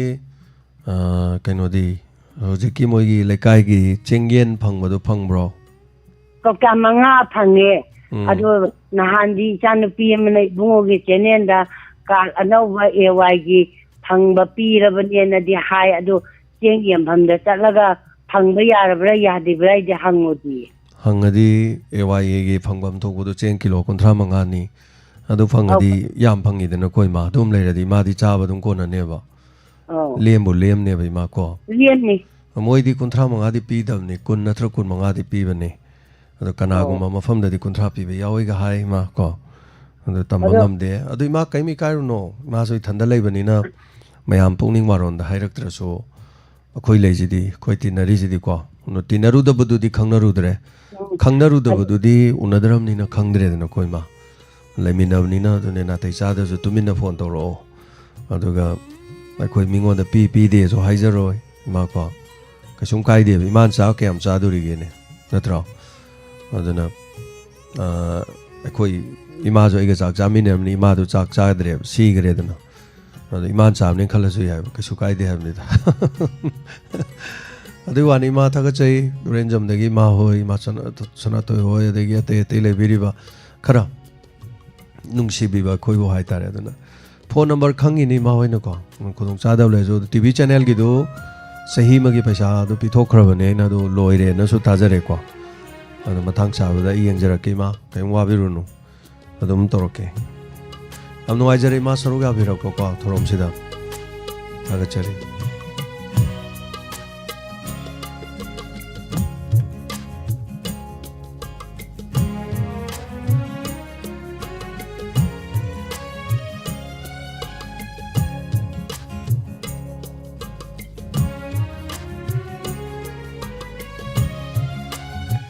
Hello, Minga Madile from Highview. Hello, good afternoon, sir. Hello, ikaw ang kanina. Tapos yung kari happening eh? Minga Lay from Highview.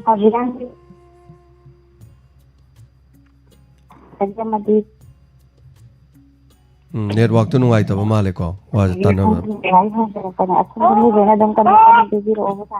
ꯑꯩꯈꯣꯏ ꯍꯧꯖꯤꯛꯀꯥꯟꯁꯦ ꯁꯥꯒꯠꯂꯛꯄꯩꯔ ꯈꯪꯗꯦ ꯑꯩꯈꯣꯏꯒꯤ ꯈꯔ ꯃꯤꯒ ꯀꯛꯆꯤꯡꯒꯁꯦ ꯑꯗꯨꯛꯀꯤ ꯃꯇꯤꯛ ꯍꯥꯏꯇꯥꯔꯦ ꯄꯣꯠ ꯊꯝꯕ ꯑꯝꯇ ꯌꯥꯗꯕ ꯍꯥꯏꯇꯥꯔꯦ. ꯃꯁꯤ ꯀꯃꯥꯏꯅ ꯇꯧꯔꯒ ꯀꯣꯛꯀꯗꯒꯦ ꯑꯗꯨꯝ ꯃꯌꯥꯝꯗꯒꯤ ꯈꯪꯖꯅꯤꯡꯕ ꯍꯥꯏꯇꯥꯔꯦ ꯁꯥꯔ. ꯑꯩꯗ ꯀꯛꯆꯤꯡꯒ ꯈꯔꯝꯕꯤꯒꯅꯅꯦ ꯄꯣꯠ ꯑꯃ ꯊꯝ ꯌꯥꯗ꯭ꯔꯦ ꯁꯥꯔ. ꯍꯧꯖꯤꯛꯀꯥꯟꯁꯦ ꯀꯃꯥꯏꯅ ꯇꯧꯔꯤꯅꯣ ꯈꯪꯗ꯭ꯔꯦ. ꯀꯛꯆꯤꯡ ꯌꯥꯝ ꯂꯩꯕ ꯍꯥꯏꯁꯤ ꯀꯛꯆꯤꯡꯗꯨ ꯏꯁꯤꯡ ꯍꯧꯖꯤꯛ ꯅꯣꯡ ꯆꯨꯔꯛꯄ ꯃꯇꯝ ꯑꯣꯏꯔꯗꯤ ꯀꯛꯆꯤꯡꯁꯦ ꯂꯩꯕꯥꯛ ꯃꯅꯨꯡꯗ ꯂꯩꯕ ꯀꯛꯆꯤꯡꯁꯦ ꯏꯁꯤꯡ ꯆꯪꯉꯛꯑꯅꯤꯁꯦ ꯀꯛꯆꯤꯡ ꯈꯪꯉꯦꯕ. ꯑꯗꯨꯅ ꯂꯩꯄꯥꯛ ꯃꯅꯨꯡꯗ ꯃꯀꯣꯟ ꯁꯥꯔ ꯂꯩꯔꯝꯕ ꯀꯛꯆꯤꯡꯗꯣ ꯏꯁꯤꯡ ꯆꯪꯉꯗꯤ ꯃꯣꯏ ꯊꯨꯝꯗꯣꯏꯅꯤꯅ ꯃꯣꯏꯁꯦ ꯑꯗꯨꯝ ꯊꯣꯛꯂꯛꯑꯦꯕ ꯍꯦꯛꯇ ꯃꯄꯥꯟꯗ. ꯈꯔꯝꯕꯤ ꯍꯥꯏꯕꯁꯤꯁꯨ ꯑꯩꯈꯣꯏꯒꯤ ꯏꯃꯨꯡ ꯃꯅꯨꯡꯗ ꯄꯣꯠ ꯆꯩ ꯀꯥꯆꯤꯟ ꯀꯣꯌꯥꯗ ꯄꯣꯠ ꯆꯩ ꯄꯩꯁꯜꯂꯒ ꯊꯝꯕ. ꯑꯗ ꯏꯃꯨꯡ ꯃꯅꯨꯡ ꯑꯗꯨꯃꯥꯏꯅ ꯇꯧꯔꯗꯤ ꯏꯆꯟ ꯈꯔ ꯇꯧꯕꯅꯤ. ꯑꯗꯨ ꯈꯔ ꯐꯍꯟꯒꯦ ꯍꯥꯏꯇꯥꯔꯒꯗꯤ ꯈꯔ ꯈꯤꯇꯪ ꯂꯨꯕ ꯅꯥꯟꯕ ꯍꯥꯏꯕ ꯇꯥꯏꯀꯣ. ꯈꯤꯇꯪ ꯇꯔꯨ ꯇꯅꯥꯟꯅ ꯊꯝꯕ ꯑꯃ ꯌꯥꯝ ꯃꯊꯧ ꯇꯥꯏ. ꯑꯗꯨꯒ ꯑꯩꯈꯣꯏ ꯁ꯭ꯇꯣꯔ ꯔꯨꯝꯁꯦ ꯌꯥꯝ ꯊꯝꯒꯟꯗꯦꯕ. ꯁ꯭ꯇꯣꯔ ꯔꯨꯝꯁꯦ ꯇꯁꯦꯡꯅꯗꯤ ꯌꯨꯝ ꯑꯩꯈꯣꯏꯅ ꯂꯩꯅꯔꯤꯕ ꯌꯨꯝꯁꯦ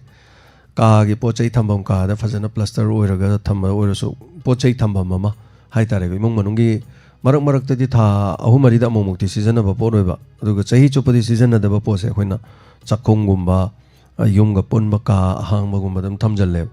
ꯑꯗꯨꯅ ꯍꯥꯏꯔꯤꯕ ꯀꯥꯆꯤꯟ ꯀꯣꯌꯥꯁꯤꯡꯁꯦ ꯑꯩꯈꯣꯏꯅ ꯋꯥꯏ ꯁꯤꯠꯄꯗ ꯌꯧꯕ ꯉꯝꯗꯕꯁꯨ ꯑꯗꯨꯝ ꯌꯥꯎꯋꯦꯕ. ꯑꯗꯨꯅ ꯁꯤꯒꯨꯝꯕꯁꯤꯗ ꯑꯗꯨꯝ ꯈꯔꯝꯕꯤ ꯂꯩꯕꯁꯦ ꯃꯁꯥꯅꯁꯨ ꯑꯗꯨꯝ ꯊꯣꯛꯑꯦ. ꯑꯗꯣ ꯈꯔꯝꯕꯤꯒꯤꯗꯤ ꯈꯔꯝꯕꯤ ꯐꯕ ꯍꯤꯗꯥꯛ ꯂꯥꯡꯊꯛꯇꯤ ꯑꯗꯨꯝ ꯃꯌꯥꯝ ꯊꯣꯛꯑꯦꯀꯣ. ꯊꯣꯛꯄꯗꯤ ꯀꯝꯄꯦꯅꯤꯒꯤ ꯀꯩꯀꯩ ꯑꯗꯨꯝ ꯊꯣꯛꯄꯁꯨ ꯃꯌꯥꯝ ꯌꯥꯎꯋꯦ. ꯑꯗꯨꯒ ꯀꯛꯆꯤꯡꯒꯨꯝꯕ ꯈꯔꯝꯕꯤꯒꯨꯝꯕ ꯗꯥꯏꯔꯦꯛ ꯍꯥꯏꯇꯥꯔꯦ ꯁꯤꯅ ꯐꯩ ꯃꯌꯥꯝ ꯀꯔꯤꯒꯨꯝꯕ ꯑꯗꯨꯝ ꯈꯪꯕ ꯌꯥꯎꯔꯗꯤ ꯑꯗꯨꯝ ꯍꯥꯏꯕꯤꯔꯛꯑꯣꯅ ꯍꯥꯏꯕꯅꯤ. ꯑꯗꯨꯒ ꯂꯛꯁꯃꯟ ꯔꯦꯈꯥ ꯂꯨꯄꯥ 30 ꯄꯤꯕ ꯑꯃ ꯂꯩ. ꯑꯗꯨ ꯂꯩꯕꯤꯔꯒ ꯃꯐꯝꯗꯨꯗ ꯑꯗꯨꯝ ꯌꯦꯛꯁꯜꯂꯣ. ꯑꯗꯨꯝ ꯃꯅꯥꯇꯥꯛ ꯁꯦꯛꯁꯄꯤꯌꯥꯔꯅꯁꯨ ꯑꯗꯨꯝ ꯇꯥꯛꯄꯤꯔꯛꯑꯦꯀꯣ. ꯑꯗꯨꯒ ꯑꯗꯨꯝ ꯈꯔ ꯑꯩꯈꯣꯏꯒꯤ ꯃꯅꯤꯡ ꯃꯌꯥꯁꯦ ꯑꯗꯨꯝ ꯐꯤꯅꯥꯏꯜꯒꯨꯝꯕ ꯆꯥꯏꯊꯣꯛꯄꯁꯤ ꯌꯥꯝ ꯀꯥꯟꯅꯕꯅꯦ. ꯍꯧꯖꯤꯛꯇꯤ ꯀꯥꯂꯦꯟꯅꯤꯅ ꯉꯁꯥꯏ ꯇꯤꯂꯥꯏꯈꯣꯝꯕꯤ ꯇꯧꯔꯛꯀꯗꯣꯏꯅꯤ. ꯍꯟꯗꯛ ꯅꯣꯡꯁꯦ ꯍꯦꯛ ꯂꯣꯏꯔꯀꯥꯟꯗ ꯂꯥꯟꯗꯥꯔꯛꯇꯣꯏꯁꯦ ꯇꯤꯂꯥꯏꯈꯣꯝꯕꯤ ꯍꯥꯏꯁꯤꯅꯦꯕ. ꯇꯤꯂꯥꯏꯈꯣꯝꯕꯤꯁꯦ ꯃꯥꯁꯦ ꯑꯗꯨꯝ ꯃꯣꯠꯄ ꯃꯐꯝꯗ ꯑꯗꯨꯝ ꯂꯩꯒꯜꯂꯤ. ꯑꯩꯈꯣꯏ ꯉꯛꯏꯅꯤ ꯀꯩꯅꯣ. ꯅꯍꯥꯟ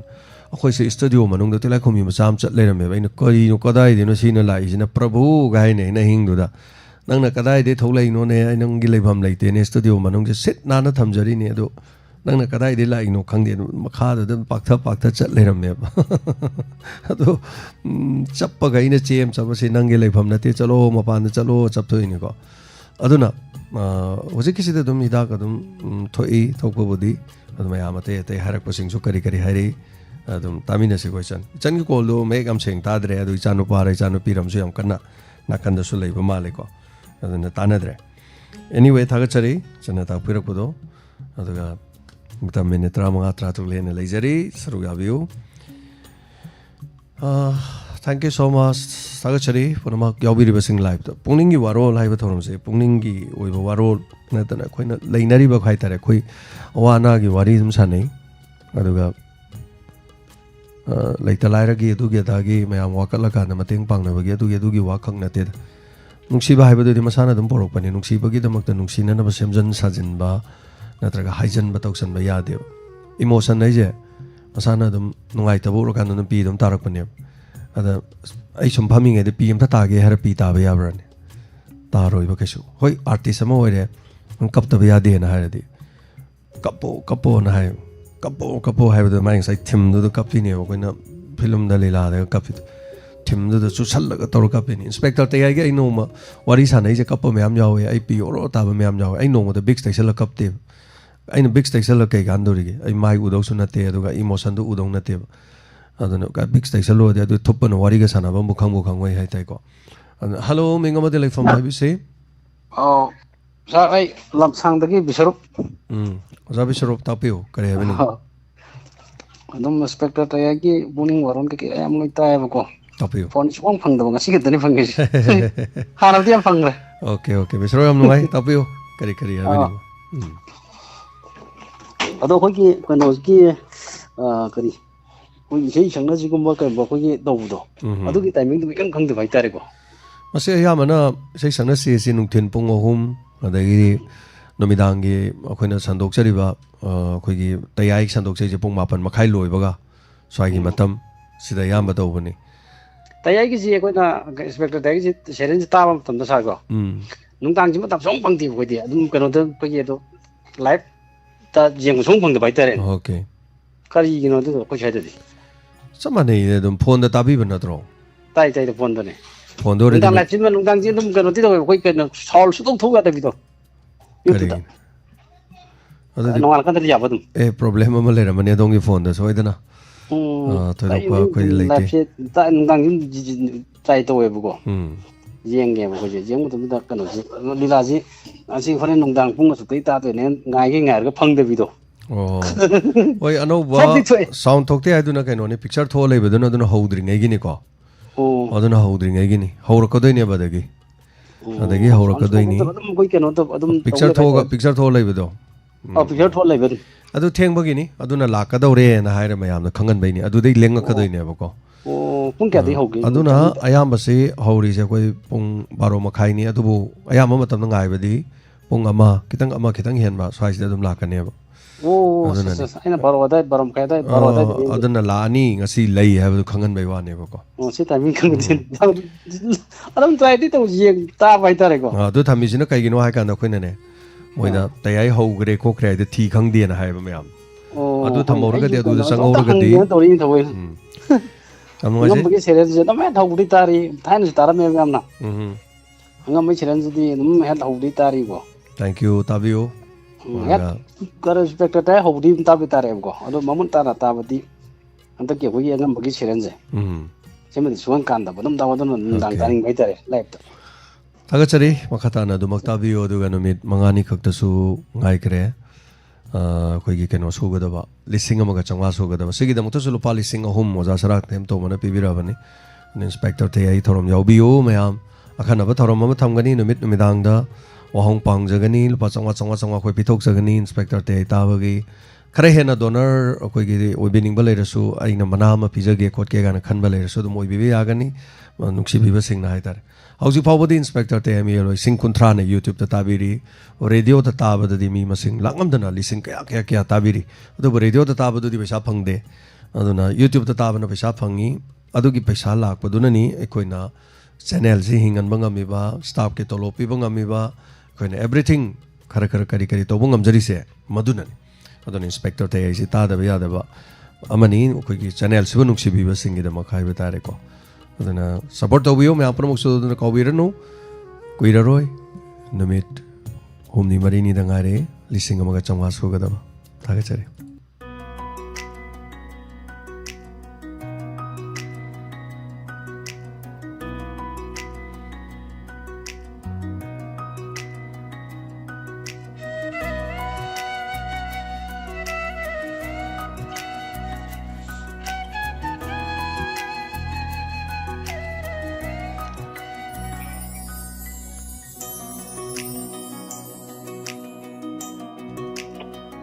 Hello. Hello, sir. Saya yung dajis ko sir. Oh, si Sabio kare habi ningi. Sa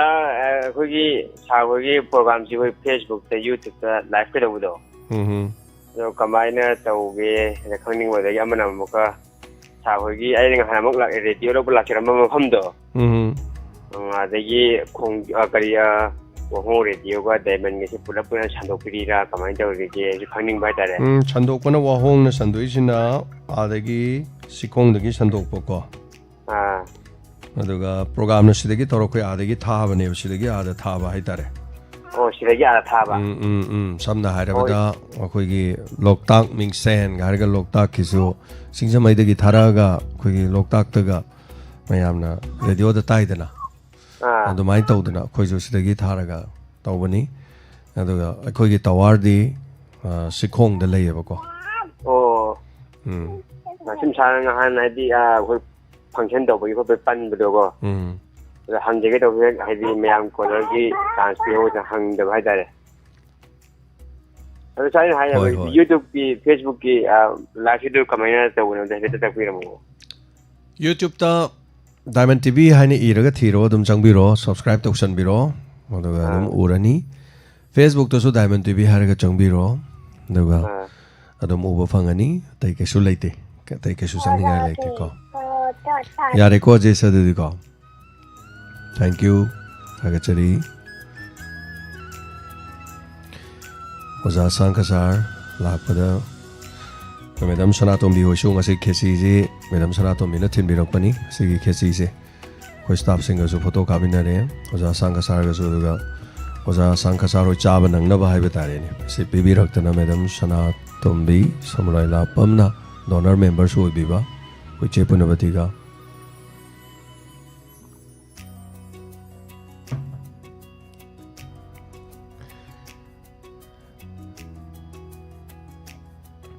minute kar lejari call to biu thoroma pung phan biu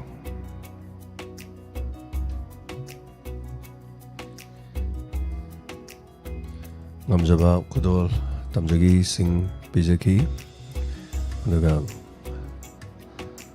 laphuju yaure khamene sinba te te pocham thabi kari kai mam yaure kudol tamjaki ba ko chepuna sulaki chepuna gasu kichi chawa nang nabagi piba nang na ba laki hai tare adagi kurai rom dagi hai tare thonga porokone som dagi adana hello taram lokchari ma taram lokchari ma ai se kanom ma haning des ngarang je habiro ba to ne ba cha jangwa kan ka khum ne ba ado ayukta ka khre duga angang ina mise sabado chatre na harum dawaram lai ado daram do thagi bane ba ado thena rabrana khangde boi ma aije ado kya thabi gi banoi ma tangwa thagi bane do donami ki chahum mongga nanaugi chani ma yarum dongma le ma yarum dongma le do yeng se koi ma yaw jaram jani yaw ya thena di phare adu da sum khangin da sum paisa kapado ingon da kapado paisa kapa yarakta ba mayam na do paisa kapa yade haira adi phabo ko haira adi ani yahan be ya yebadam ada pung ne pa ma khai gi do tum hawla ngrodra na khal le adu ka re hoi ada ya mo je ta ta mo phone do ka au na ne phone long tok salu re nung tin do pung ni wa ron do lo ra ga akari hoi adai dai lila chale lila le have do mingjang ai akse ai lila le have ni para ro ana mo ka thale akse hoi ma ada da mo anga ai do la ai na kamai tu no ꯑꯩꯈꯣꯏ ꯗꯨꯀꯥꯟꯗ ꯂꯥꯛꯄ ꯑꯉꯥꯡ ꯀꯥꯞꯍꯟꯕꯅꯦꯕ ꯑꯗ ꯃꯤꯁꯦ ꯆꯠꯇꯦ ꯆꯠꯇꯦꯅ ꯍꯥꯏꯔꯛꯑꯦ ꯃꯥ ꯑꯗꯨꯗꯤ ꯀꯃꯥꯏꯅ ꯇꯧꯗꯣꯏꯕꯅ ꯑꯗꯣ ꯃꯥꯅ ꯑꯃꯨꯛ ꯑꯗꯨꯗꯤ ꯁꯤ ꯀꯥꯞꯄꯦ ꯑꯗꯣ ꯑꯩꯅ ꯏꯁꯀ꯭ꯔꯤꯟ ꯁꯣꯠꯇꯨꯒ ꯊꯥꯈꯣꯀꯣꯅ ꯍꯥꯏꯕꯅꯤ ꯊꯥꯕ꯭ꯔꯥ ꯊꯥꯗꯕ꯭ꯔꯥ ꯈꯪꯗꯦꯗ ꯑꯩꯅꯁꯨ ꯍꯩꯇꯕꯒ ꯃꯣꯏꯅ ꯀꯥꯞꯄꯤꯔꯤꯕ ꯃꯣꯏꯅꯁꯨ ꯑꯇꯩ ꯆꯥꯅ ꯑꯝꯇ ꯇꯧꯗꯦ ꯈꯪꯗꯦ ꯑꯗ ꯍꯟꯖꯟ ꯁꯨꯝ ꯁꯣꯏꯕꯗ ꯑꯩꯁꯨ ꯏꯀꯥꯏꯕ ꯑꯃꯁꯨ ꯌꯥꯎꯔꯦ ꯁꯣꯏꯔꯣ ꯀꯩꯁꯨ ꯀꯥꯏꯗꯦ ꯃꯥ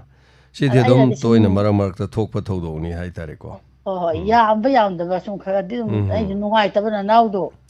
ꯅꯨꯡꯁꯤꯕ ꯃꯥꯅ ꯚꯤꯝ ꯁꯥꯏꯅ ꯇꯧꯔꯒ ꯇꯩꯔꯅ ꯆꯥꯕꯒꯤ ꯗꯗꯥ ꯑꯃ ꯇꯩꯔꯦꯅꯦ ꯆꯥꯗꯤ ꯇꯥꯕꯤꯒꯥꯏ ꯇꯧꯕꯗ ꯌꯥꯝ ꯅꯨꯡꯁꯤꯌꯦꯕ ꯅꯨꯡꯁꯤꯗꯅ ꯑꯗꯨꯅꯤꯅꯦ ꯃꯥ ꯉꯁꯤꯗꯒꯤ ꯃꯇꯝ ꯈꯔ ꯃꯃꯥꯡꯗ ꯑꯗꯨꯃꯥꯏꯅ ꯇꯧꯔꯝꯕ ꯃꯤꯗꯣ ꯇꯥꯏꯕꯪ ꯊꯥꯗꯣꯛꯑ ꯆꯠꯂꯅꯤ ꯁꯤꯔꯅꯤ ꯀꯅꯥ ꯈꯪꯒꯦ ꯅꯠꯇ꯭ꯔ ꯏꯃꯥ ꯇꯝꯉꯝ ꯄꯣꯟꯇꯦ ꯃꯤꯑꯣꯏꯕꯁꯦ ꯑꯗꯨꯅꯤ ꯁꯤꯗꯩꯗ ꯈꯠꯅꯗꯅ ꯁꯥꯎꯅꯗꯅ ꯆꯩꯅꯗꯅ ꯀꯩ ꯀꯥꯟꯅꯕꯀꯣ ꯃꯥ ꯁꯤꯗꯅꯦꯕ ꯂꯩꯁꯦ ꯁꯛꯂꯛꯄ ꯏꯁꯩꯒ ꯊꯥꯔꯛꯄꯗꯣ ꯀꯌꯥ ꯅꯨꯡꯁꯤꯈꯔꯦ ꯑꯩ ꯀꯞꯅꯤꯡꯉꯦꯕ ꯃꯥꯅ ꯊꯥꯔꯛꯄ ꯏꯁꯩꯒꯗꯤ ꯆꯥꯅꯩ ꯄꯨꯛꯅꯤꯡ ꯋꯥꯡꯗ ꯊꯥꯔꯛꯇꯥꯏꯅꯦ ꯑꯗ ꯅꯨꯡꯁꯤꯌꯦꯕ ꯑꯗ ꯅꯨꯡꯉꯥꯏꯇꯗꯅ ꯑꯩꯅ ꯁꯨꯝ ꯌꯥꯝꯕ ꯌꯥꯝꯗꯕ ꯑꯃꯨꯛꯇꯪꯗꯤ ꯀꯥꯞꯀꯦꯅ ꯇꯧ ꯑꯩꯅꯁꯨ ꯍꯩꯖꯗꯕꯅꯤꯅꯅꯦ ꯊꯥꯔꯛꯑꯃꯩ ꯇꯥꯕ ꯍꯣꯏ ꯏꯃꯥ ꯂꯣꯏꯁꯤꯟꯖꯔꯦ ꯉꯔꯥꯡ ꯐꯧ ꯃꯅꯨꯡꯗ ꯄꯤꯔꯛꯄ ꯈꯣꯠꯄ ꯈꯔꯗꯨ ꯄꯨꯂꯞ ꯄꯨꯟꯁꯤꯟꯖꯔꯒ ꯈꯔ ꯊꯤꯜꯂꯨꯔꯅꯤ ꯑꯗꯨꯒ ꯃꯈꯥ ꯇꯥꯕꯗꯤ ꯍꯧꯖꯤꯛ ꯑꯩꯈꯣꯏ ꯗꯣꯅꯔ ꯃꯤꯠ ꯑꯃꯨꯛ ꯇꯧꯗꯣꯏꯅꯤ ꯗꯣꯅꯔ ꯃꯤꯠꯀꯤ ꯑꯃꯨꯛ ꯑꯣꯟꯁꯤꯜꯂꯦ ꯀꯣ ꯏꯃꯥ ꯑꯗꯨꯅ ꯅꯨꯡꯉꯥꯏꯖꯔꯦ ꯑꯅꯥꯕꯒꯤ ꯋꯥꯗꯤ ꯐꯦꯁꯕꯨꯛꯇ ꯑꯃꯃꯨꯛ ꯊꯥꯒꯠꯂꯛꯏ ꯑꯃꯅ ꯑꯃꯨꯛ ꯂꯤꯡ ꯊꯥꯖꯤꯜꯂꯛꯏ ꯑꯃꯅ ꯑꯃꯨꯛ ꯇꯧꯔꯦ ꯑꯃꯅ ꯂꯤꯡ ꯊꯥꯖꯤꯜꯂꯛꯏ ꯀꯩꯁꯨ ꯀꯥꯏꯕꯗꯤ ꯂꯩꯇꯦ ꯄꯥꯡꯅꯤꯡꯕꯩ ꯋꯥꯗꯤ ꯂꯣꯏꯅ ꯄꯥꯡꯅꯤꯡꯉꯤ ꯑꯗꯩ ꯑꯩꯈꯣꯏꯁꯨ ꯀꯨꯕꯦꯔꯗꯤ ꯑꯣꯏꯗꯦ ꯅꯠꯇ꯭ꯔꯥ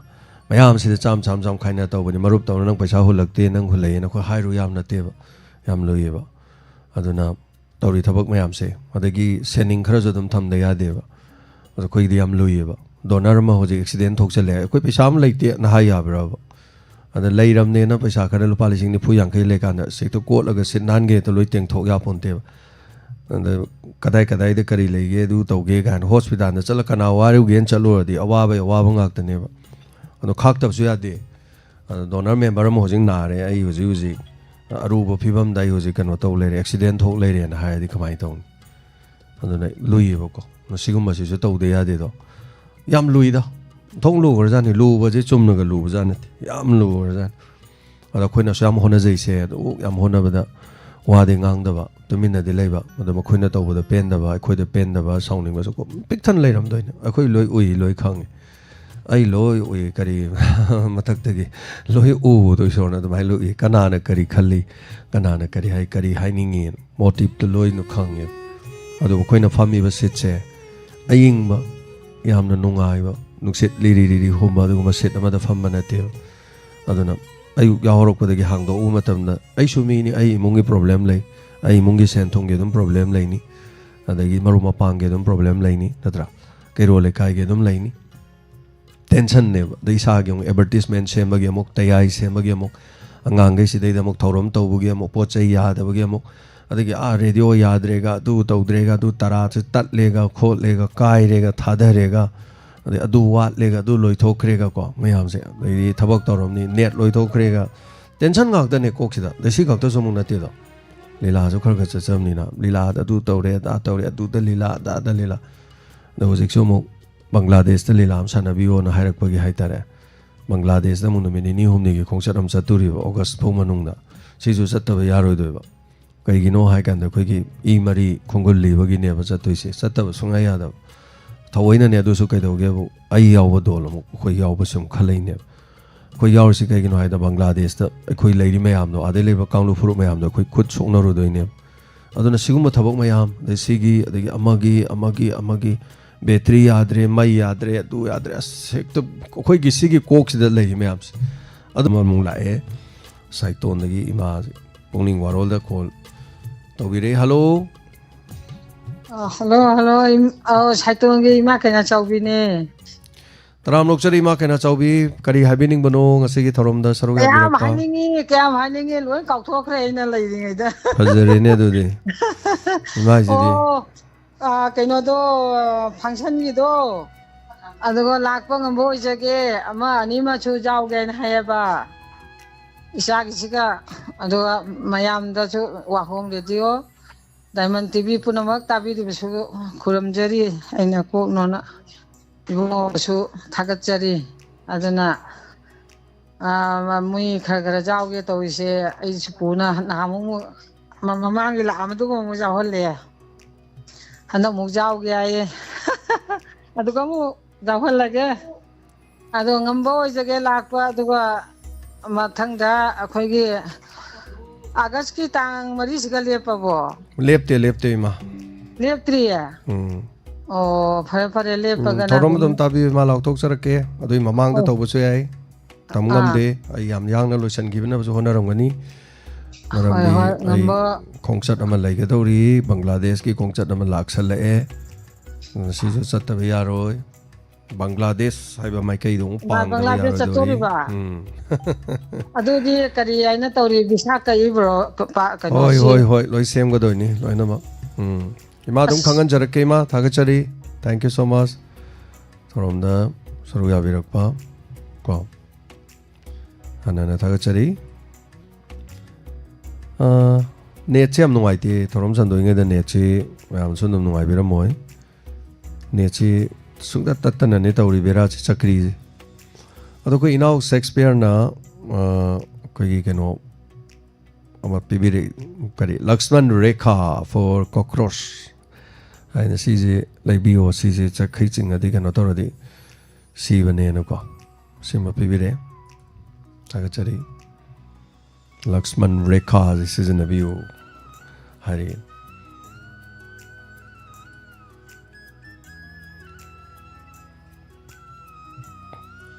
ꯊꯦꯡꯛ ꯌꯨ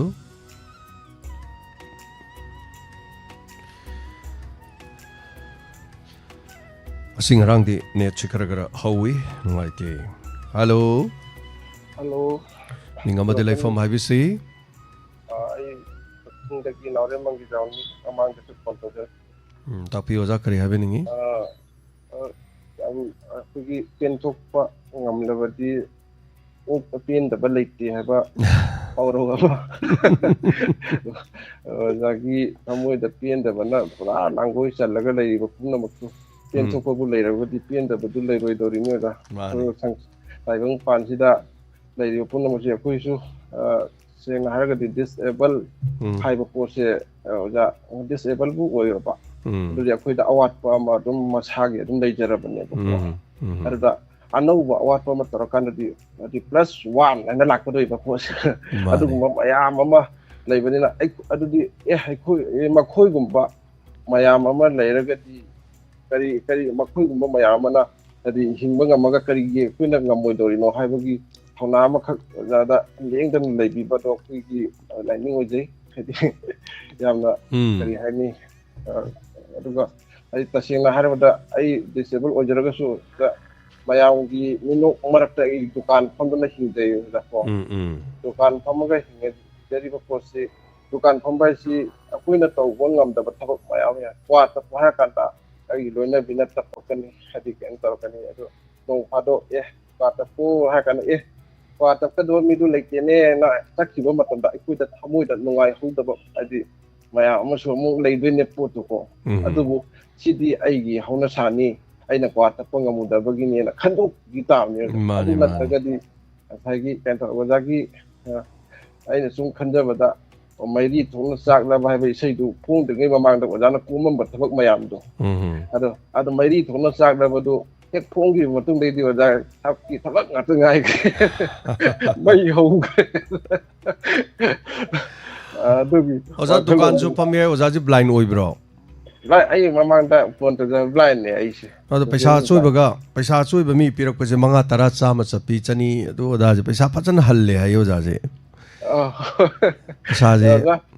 ꯉꯝꯅꯕ ꯇꯧꯔꯛꯄ ꯍꯥꯏꯇꯥꯔꯦꯅꯦ 10 ꯆꯠꯄꯤꯅꯦꯁꯦ ꯄꯥꯏꯕꯗ ꯈꯪꯉꯦ 5 ꯆꯠꯄꯤꯅꯦ ꯑꯗꯒꯤꯗꯤ ꯁꯤꯅ 100ꯅꯦ 200ꯅꯦ 10ꯅꯦ 10ꯅꯦꯁꯦ ꯏꯔꯥꯏ ꯂꯥꯏꯅ ꯈꯪꯉꯦ ꯍꯥꯏ ꯍꯣꯏ ꯍꯥꯟꯅ ꯑꯩꯈꯣꯏꯒꯤ ꯀꯔꯤ ꯍꯥꯏꯇꯥꯔꯦ ꯑꯩꯈꯣꯏ ꯃꯟꯃꯣꯍꯟꯒꯤ ꯃꯇꯝꯒꯤ ꯄꯩꯁꯥꯗꯣ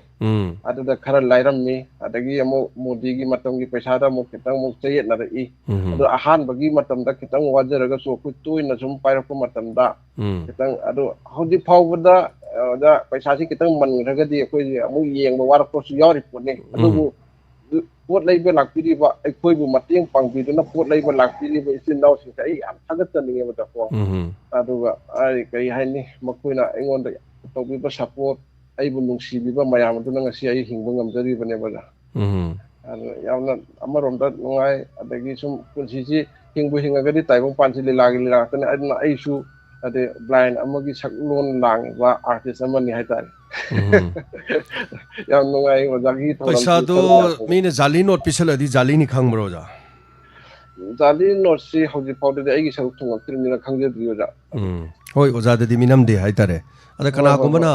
ꯂꯨꯄꯥ 100 ꯊꯥꯗꯔꯒ ꯁꯤ 200ꯒꯤ ꯄꯣꯠ ꯂꯩꯒꯦ ꯒꯥꯏꯅ ꯅꯝꯊꯥꯛ ꯇꯧꯔꯛꯄ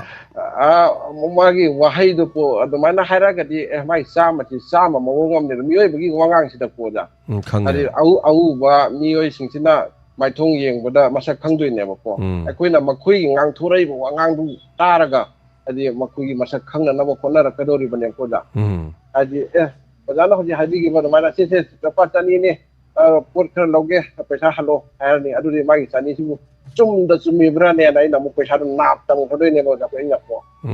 ꯑꯩꯒꯤꯁꯨ ꯅꯥꯞ ꯇꯝꯅꯅꯕ ꯅꯤꯌꯣꯝ ꯑꯃ ꯂꯩꯖꯩ ꯑꯗꯒꯤ ꯍꯧꯖꯤꯛꯇꯤ ꯑꯣꯖꯥ ꯇꯦꯛꯅꯣꯂꯣꯖꯤꯒꯤ ꯌꯥꯝ ꯆꯥꯎꯈꯠꯂꯦ ꯃꯣꯕꯥꯏꯜꯁꯤꯗ ꯃꯅꯤ ꯍꯥꯏꯕ ꯑꯦꯞ ꯑꯃꯈꯛ ꯌꯥꯎꯔꯒ ꯑꯣꯖꯥ ꯄꯩꯁꯥꯁꯦ ꯊꯛ ꯊꯥꯜꯂꯒ ꯌꯦꯡꯀꯥꯟꯗ 200 100 ꯑꯅ ꯑꯗꯨꯃꯥꯏꯅ ꯍꯥꯏꯍꯟꯕ ꯌꯥꯕꯒꯤ ꯇꯦꯛꯅꯣꯂꯣꯖꯤ ꯍꯧꯖꯤꯛ ꯂꯩꯔꯦꯀꯣ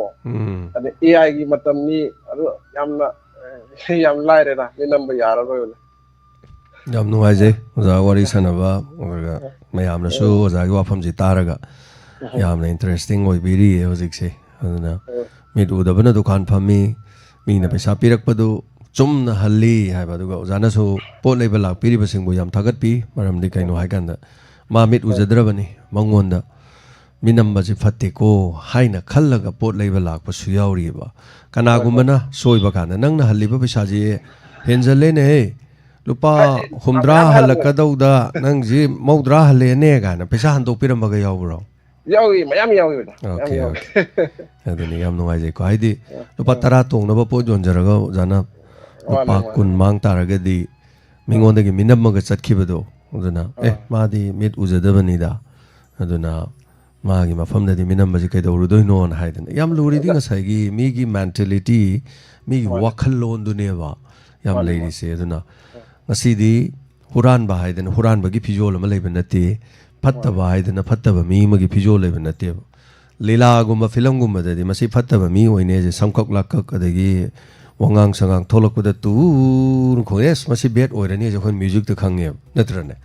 ꯑꯗꯨꯅ ꯑꯩꯈꯣꯏꯒꯤ ꯃꯥꯡꯗ ꯂꯥꯛꯏꯕ ꯍꯣꯡꯕ ꯆꯥꯎꯕ ꯇꯣꯝꯕ ꯆꯥꯎꯕꯗꯣ ꯃꯥ ꯂꯝꯕꯤꯗ ꯂꯥꯛꯄ ꯀꯥꯟꯗꯨꯗ ꯃꯥꯁꯤ ꯕꯦꯠꯅꯦꯁꯦ ꯑꯩꯈꯣꯏꯅ ꯃꯥꯏ ꯃ꯭ꯌꯨꯖꯤꯛꯇ ꯈꯪꯗꯦꯕ ꯆꯤꯟꯗꯗꯤ ꯑꯗꯨꯝ ꯏꯌꯥꯝꯕ ꯅꯨꯡꯉꯥꯏꯔꯤꯕ꯭ꯔꯥ ꯏꯌꯥꯝꯕ ꯑꯁ ꯅꯅꯥꯎ ꯂꯩꯖꯔꯤ ꯏꯌꯥꯝꯕ ꯑꯩꯈꯣꯏ ꯇꯧꯖꯔꯤ ꯏꯌꯥꯝꯕ ꯑꯁ ꯑꯩꯈꯣꯏ ꯂꯩꯖꯩꯁꯤꯗꯤ ꯍꯥꯏꯗꯣꯏꯅꯦꯕ ꯇꯧꯊꯣꯔꯛꯄ ꯊꯕꯛꯇꯅ ꯃꯅꯨꯡꯗ ꯑꯩꯒꯤ ꯃꯥꯡꯅꯕ ꯑꯩ ꯂꯩꯈꯥ ꯇꯥꯅꯅꯕ ꯍꯣꯠꯅꯔꯛꯀꯗꯣꯏꯅꯦꯕ ꯁꯤꯅꯤ ꯍꯧꯖꯤꯛꯀꯤ ꯃꯇꯝꯁꯤꯗꯤ ꯑꯗꯨꯅ ꯐꯤꯂꯝꯗꯗꯤ ꯕꯦꯠꯅꯤ ꯍꯦꯔꯣꯅꯤ ꯍꯥꯏꯕꯁꯤ ꯐꯤꯂꯝꯗꯨ ꯌꯦꯡꯉꯒ ꯁꯤꯅ ꯕꯦꯠ ꯑꯣꯏꯗꯣꯔꯤ ꯁꯤꯅ ꯍꯦꯔꯣ ꯑꯣꯏꯗꯣꯔꯤ ꯈꯪꯉꯦꯕ ꯇꯥꯏꯕꯪꯗꯗꯤ ꯑꯩꯈꯣꯏꯅ ꯊꯦꯡꯅꯔꯤꯕ ꯃꯤꯁꯦ ꯃꯥꯅ ꯍꯦꯔꯣ ꯑꯣꯏꯗꯣꯏꯅꯤ ꯃꯥꯅ ꯕꯦꯠ ꯑꯣꯏꯗꯣꯏꯅꯤ ꯃꯥ ꯃꯤ ꯐꯠꯇ ꯑꯣꯏꯗꯣꯏꯅꯤ ꯈꯪ ꯉꯝꯗꯦꯕ ꯑꯗꯨꯅ ꯂꯣꯏꯅ ꯇꯤꯟꯅꯔꯤꯕꯁꯦ ꯑꯩꯈꯣꯏꯅ ꯃꯁꯤ ꯍꯤꯒꯥꯏ ꯋꯥ ꯇꯧꯗꯣꯔꯤꯀꯣ ꯃꯁꯤꯗꯤ ꯍꯌꯦꯡ ꯕꯦꯔꯥ ꯀꯥꯗꯣꯔꯤꯀꯣ ꯁꯤ ꯑꯗꯨꯝ ꯌꯦꯈꯥꯏ ꯊꯤꯡꯒꯥꯏꯕ ꯑꯌꯦꯠ ꯑꯄꯟꯕꯁꯦ ꯑꯩꯈꯣꯏ ꯍꯨꯜꯂ ꯌꯣꯟꯗꯣꯔꯤꯀꯣ ꯃꯁꯤ ꯑꯗꯨ ꯇꯧꯗꯣꯔꯤꯀꯣ ꯑꯩꯈꯣꯏ ꯈꯪ ꯉꯝꯗꯦꯕ ꯑꯗꯨꯅ ꯃꯤꯑꯣꯏꯕꯁꯦ ꯁꯤꯅꯤ ꯑꯩꯈꯣꯏ ꯃꯌꯥꯝꯁꯦ ꯑꯩꯈꯣꯏꯅ ꯊꯦꯡꯅꯔꯤꯁꯦ ꯍꯥꯏꯇꯥꯔꯦ ꯑꯗꯨꯕꯨ ꯃꯤ ꯑꯣꯏꯅ ꯄꯣꯛꯂꯛꯈꯤꯕ ꯃꯇꯝꯗ ꯃꯤ ꯑꯩꯅ ꯍꯥꯏꯖꯕꯗꯣ ꯗ꯭ꯔꯨꯖꯗꯣꯟ ꯄꯣꯛꯄꯗ ꯏꯒꯤ ꯅꯣꯡ ꯇꯥꯏ ꯑꯗꯣ ꯑꯩꯈꯣꯏ ꯄꯣꯛꯂꯛꯄꯗ ꯀꯅꯥꯁꯨ ꯏꯒꯤ ꯅꯣꯡ ꯇꯥꯕ ꯅꯠꯇꯦꯕ ꯑꯗꯨꯕꯨ ꯄꯨꯛꯆꯦꯟ ꯁꯦꯡꯕ ꯑꯗꯨꯒ ꯑꯩꯈꯣꯏ ꯄꯨꯛꯆꯦꯟ ꯆꯥꯎꯊꯣꯛꯄ ꯄꯦꯟꯊꯣꯛꯄ ꯉꯥꯛꯄꯤꯕ ꯍꯩꯕ ꯃꯤꯅꯨꯡꯁꯤ ꯆꯥꯎꯕ ꯍꯥꯏꯁꯤꯅ ꯑꯊꯣꯏꯕꯅꯦꯕ ꯁꯛ ꯐꯖꯕ ꯍꯥꯏꯕꯗꯨꯗꯤ ꯃꯃꯥ ꯃꯄꯥꯅ ꯃꯥꯕꯨ ꯁꯦꯝꯃꯛꯄꯗ ꯃꯥꯒꯤ ꯖꯤꯟꯗꯨꯗ ꯄꯤꯔꯛꯈ꯭ꯔꯕꯅꯤ ꯏꯁꯣꯔꯒꯤ ꯈꯨꯠꯁꯦꯝꯅꯤ ꯀꯨꯆꯨ ꯉꯧꯔꯣꯛ ꯉꯧꯅ ꯄꯣꯛꯂꯛꯄ ꯍꯥꯏꯗꯨꯗꯤ ꯃꯥꯅꯁꯨ ꯅꯠꯇꯦ ꯃꯃꯥ ꯃꯄꯥꯅ ꯑꯩ ꯏꯆꯥꯁꯤ ꯉꯧꯔꯣꯛ ꯉꯧꯍꯟꯒꯦ ꯃꯨꯁꯨꯛ ꯃꯨꯍꯟꯒꯦꯅ ꯀꯩꯁꯨ ꯉꯝꯗꯦ ꯃꯗꯨ ꯖꯤꯟꯅ ꯁꯦꯝꯃꯛꯄꯅꯤ ꯈꯨꯠꯁꯦꯝꯅꯤ ꯏꯁꯣꯔꯒꯤ ꯈꯨꯠꯁꯦꯝꯅꯦꯕ ꯁꯣ ꯕ꯭ꯌꯨꯇꯤꯁ ꯑꯥꯔ ꯃꯦꯗ ꯕꯥꯏ ꯒꯣꯗ ꯐꯖꯕ ꯍꯥꯏꯕꯁꯦ ꯏꯁꯣꯔꯅ ꯁꯦꯝꯃꯦꯕ ꯑꯗꯨꯕꯨ ꯊꯃꯣꯏ ꯐꯖꯕ ꯑꯗꯨꯒ ꯑꯩꯒꯤ ꯂꯣꯟꯆꯠ ꯐꯖꯕ ꯑꯩꯒꯤ ꯉꯥꯛꯄꯤ ꯍꯩꯕ ꯑꯩꯒꯤ ꯃꯤꯅꯨꯡꯁꯤ ꯆꯥꯎꯕ ꯑꯗꯨꯒ ꯑꯩꯅ ꯉꯥꯛꯄꯤ ꯍꯩꯕ ꯍꯥꯏꯕꯗꯨꯗꯤ ꯃꯤꯅ ꯁꯦꯝꯗ꯭ꯔꯁꯨ ꯌꯥꯏꯑꯕ ꯑꯗꯨꯗꯤ ꯑꯩꯅ ꯁꯦꯝꯒꯗꯧꯅꯦꯕ ꯑꯗꯨ ꯁꯦꯝꯕꯗ ꯄꯩꯁా ꯇꯤꯡꯗꯦꯕ ꯑꯗꯨꯅ ꯕꯤ ꯄꯣꯂꯥꯏꯠ ꯕꯤ ꯄꯣꯖꯤꯇꯤꯚ ꯊꯃꯣꯏ ꯆꯥꯎꯊꯣꯛꯄꯤꯌꯨ ꯄꯨꯛꯆꯦꯜ ꯈꯔ ꯁꯦꯡꯕꯤꯌꯨ ꯁꯣꯏꯔꯁꯨ ꯂꯥꯜꯂꯁꯨ ꯉꯥꯛꯄꯤꯕ ꯍꯩꯕꯤꯌꯨ ꯃꯤꯅꯨꯡꯁꯤ ꯂꯩꯔꯒ ꯍꯥꯏꯇꯥꯔꯦ ꯑꯗꯨꯅ ꯍꯨꯠ ꯐꯦꯠ ꯇꯧꯕꯤꯒꯅꯨ ꯊꯔꯨꯝ ꯇꯧꯕꯤꯒꯅꯨꯅ ꯑꯩꯅ ꯂꯥꯎꯖꯩꯁꯦ ꯑꯗꯨꯅꯤ ꯑꯗꯨꯅ ꯄꯨꯝꯅꯃꯛꯁꯤꯡꯁꯤꯅꯤ ꯊꯥꯒꯠꯆꯔꯤ ꯊꯦꯡꯛ ꯌꯨ ꯁꯣ ꯃꯆ ꯉꯁꯤꯒꯤꯗꯤ ꯀꯣꯜ ꯃꯇꯥꯡ ꯑꯁꯤꯗ ꯂꯧꯈꯠꯆꯕ ꯂꯣꯏꯖꯔꯦ ꯃꯇꯦꯡ ꯄꯥꯡꯕꯤꯔꯛꯄ ꯊꯦꯡꯅ ꯄꯥꯡꯕꯤꯔꯛꯄ ꯈꯔꯁꯨ ꯌꯥꯎꯏ ꯀꯔꯤꯒꯨꯝꯕ ꯆꯤꯊꯕ ꯌꯥꯎꯕ ꯇꯥꯔꯒꯁꯨ ꯍꯌꯦꯡꯒꯤ ꯑꯗꯨꯝ ꯊꯧꯔꯝꯗ ꯑꯗꯨꯝ ꯂꯥꯎꯊꯣꯛꯆꯔꯛꯀꯦ ꯑꯗꯨꯒ ꯋꯥꯍꯦꯡꯕꯝ ꯔꯥꯁꯃꯅꯤ ꯅꯅꯥꯎꯒꯤꯗ ꯍꯥꯞꯄꯤꯌꯨ ꯍꯥꯏꯗꯅ ꯂꯨꯄꯥ 500 ꯉꯔꯥꯡꯒꯤ ꯄꯤꯕꯤꯔꯝꯕ थागचरी अदुगा पुष्परानी ननावगी दम लुपा चनी पीबियो हाइना पीबिरम थागचरी मनीतोमी युमनामगी डोनर मीट की अमदी ngasi फेस टू फेस की लुपा चामा चामा पीबिरई थागचरी लोइनाना ननावगी मतेंग बिनासकी लुपा चनी पांगबिरकीबा माइबम नुंगसितोमी लुपा चामा पांगबिरकपा रेणु तोजम चनी पांगबिरकपा नंदकुमार कोंसम आई हानगे लौथोखिबा ngakta चामा इरोम गौरसखी लुपा चामा केस बिमोलता लुपा चनी थंबाल तोमी लैतोंजम लोइतोंबा माइबा लुपा चनी निंगथेम खुमा लुपा चामा एलिजाबेथ लुपा चनी ओइना मिरंदा लुपा चामा थोकसोम रोबिन चंद्रा लुपा चहुम नाउसा कोंजेमा लुपा चामा गुरुमयुम राधामणि लुपा चनी ओइनाम जांदो देवी लुपा चनी हंजबम रोसिता लुपा चामा पालिसिंगनी के साथरेट डोनर की सोमाई केरी ताबिरकपनी मसिगिदमक्तसु थागचरी अदुगा मनी संग देवी फेस टू फेस की लुपा चनी पीबिरकपा याम नुंगाइजै फेस टू फेस थौरम से सिगिदमक्तसु शेक्सपियर ने ngasa lupa chama live ta kapirapadu gi dam thagachari face to face thorum nani khoina ngamjari se oja jayant kumar thoksom na su face to face ki lupa chani kapirakhi thagachari adugo che is promila lyl lupa chahum na diamond donor gi meet ki dam diamond donor day adugo nanau gi chani ma pibi haina ngara pibirakhi thagachari bamon kabudagi che thoksom meri face to face ki dam lupa chani pibirakpa thagachari aduga Thank you so much. Ama yaudore face to face ki uibiro haibida ning sithabam yaure pachani pibirakpada anirak khanjalira face to face pung 12 minani futaro ni fumapan mingi dabam yaurame jiri dagi bitombi face to face sarongi damalo pachani pibirakpa thagachari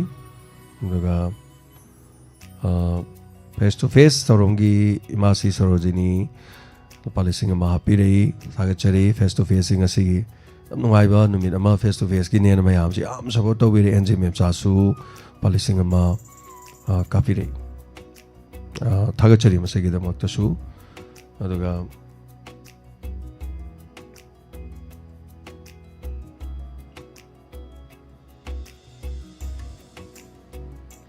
थोकसोम Shanti lemma ननावगी दमकने लुपा चनी पिबिरकपनी थागचरी ननावगी हापिरो हाइदना थागचरी इमा सुमति donor की चहुम ननावगी चनी न यावरे इमा सुमति सु हंजन गदौरे सोनसे दगी लाउथोकसरगे ए हेमावती ननावगी चामा चंद्रसखी चहुम ननावगी दमक अनिता ओइनाम लुपा चनी चामा न diamond meet की न पिबिरकपा पचनी न चामा चामा गोविंद खोराकपम लुपा चनी ननावगी दमक कुपी लाइश्रम खांगाबोक्तिंग लुपा चनी ngarangsoi lauthokchakre nanaogi damak naleni myang lambam nanaogi chani function gi chani enji mamcha nanaogi lisingma pibirakpado duga ujajenta face to face gi chani pibirakre duga thongam noni bala nanaogi damakta pa chani pibirakpa thagachari sumati chajing ma pibirakpa senpham yaujari ma ge inoji lauthokchakre ko ma gi lupa chani maga donor gi chohum maga haitare aduga थागचरी सेस प्रोमिला अदगी एनजी सुमिला लुपा चामा पांगबिरकपा थागचरी अनना जिरिदगी पितोंबी चेमेरी मनीसंग समरे लापम सनातोंबी फंक्शन गी दम लुपा चंगा पिबिरम थागचरी मनीतोंबी युना फेस टू फेस की पिबिरम करिगुंबा चिथबते यौरम तारगदी अमुक हाइबिरो टेक तौबिरो मु लौथोकजगेको चिथबा हाइबसे दुम यावी करम काना समटाइम्स दुगा मुकजवाना ngasi birthday gi afa mangolda happy birthday morang them prem kumar singh pishom ningom lerak many many happy returns of the day chahi hum marfu subagi damak machanupi elizabena mapa gi famda haitare puchi nungsangna ngasi sumlaba thoromasida lokthok chabagi yabada khoida pibirakpani thagachari aduga puchi nungsang boy biu hena na de yektaba aduga tabang kumai yaudana nungai fana chang fana lebiu punchi nungsa na many many happy returns of the day su manu mera sima singlangam dana lakpo irisanu anana thagachari sigi tormasida mapung pan ki bikhiba punama kaduga ja sankasar lakpada khoina pija kiba mateng khoina tokjaki ba khara haiba tare sumyam pano monanga man bibani thank you so much mathang da ngasi noni ni manung da muk koi puna ba hona jarake aduga mayamna su hena khangna ba tai tai amukta laktriba मथंगी गेस समा मयाम the लोसेंदुना थमजरगे दुंगा सि नोमनी नि the सोइदना खंगन जरके लोग या मरी लेना बा कोई चुनाव में पूरा लाक्से के ओजा में पूरा हाना था चरी पुनः मपू अमुकाना सिगी थोरम से मपुंग फान भी वगी दमा ngasi kita mukti di matang ngasi da pungning waro thorom lotion me abalog jari puno mapu krum jari take care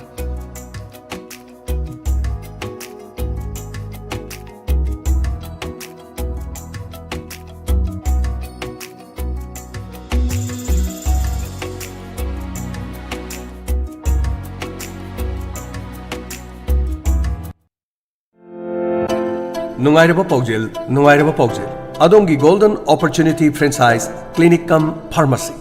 Physiotherapy Ayurveda Homeopathy Veterinary Hangning Labadi Golden Opportunity Leraba Franchise of Physiotherapy Medicine Company Product Outlet Patient Care cum Lab Technician Pharmacy Yauraba Clinic cum Pharmacy Natraga Course Hena Tamning Basingidama Bachelor of Physiotherapy Diploma in Ayurveda Pharmacy Diploma in Homeopathy Pharmacy Diploma in Veterinary Pharmacy Panjari Singh se Class 10 amadi 12 pass tawraba singna tambiba yagan amadi application form thaba haujari form pham singdi Mahi Kanchipur or Mahi Thobal Bazar Wangmataba near Axis Bank Akopa Marol Gidama 9366 822 522 Amukana 9366 822 522 da call tobiyu natraga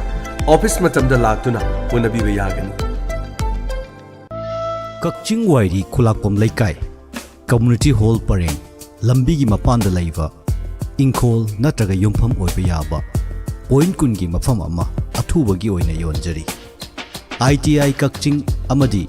Kamanpur College Kakchinga Pangthap Apnadana Laiva Mafam Asibu Pambiba Singna 961-288-3443 da contact Obiratuna Akupa Marol Kangbibayagani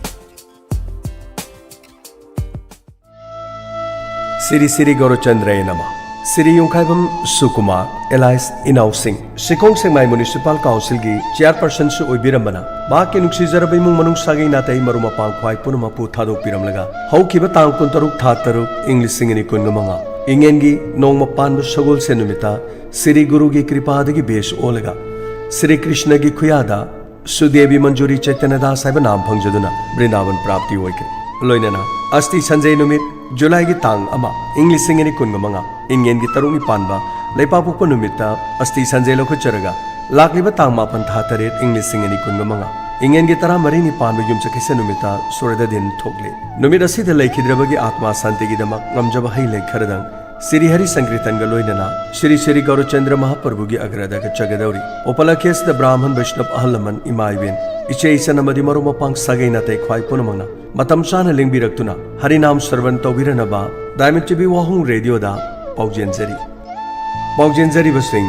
Yungkaibam Ongbi Sabitri Devi Apopi Yungkaibam Ongbi Tababi Devi Loinabi Yungkaibam Nabakumar Mayamba Yungkaibam Joy Kumar Manaunupa Yungkaibam Sanjit Kumar Manaunupa Yungkaibam Banker Singh Machanupa Yungkaibam Robert Singh Machanupa Yungkaibam Benuka Devi Machanupi Tauram Pareng Ayupung Nipan Makai Bekatpa Ayupung Mapan Sankritan Hauba Ayupung Taramathui Makai Tauram Loiba Nongpok Singmai Awang Laikai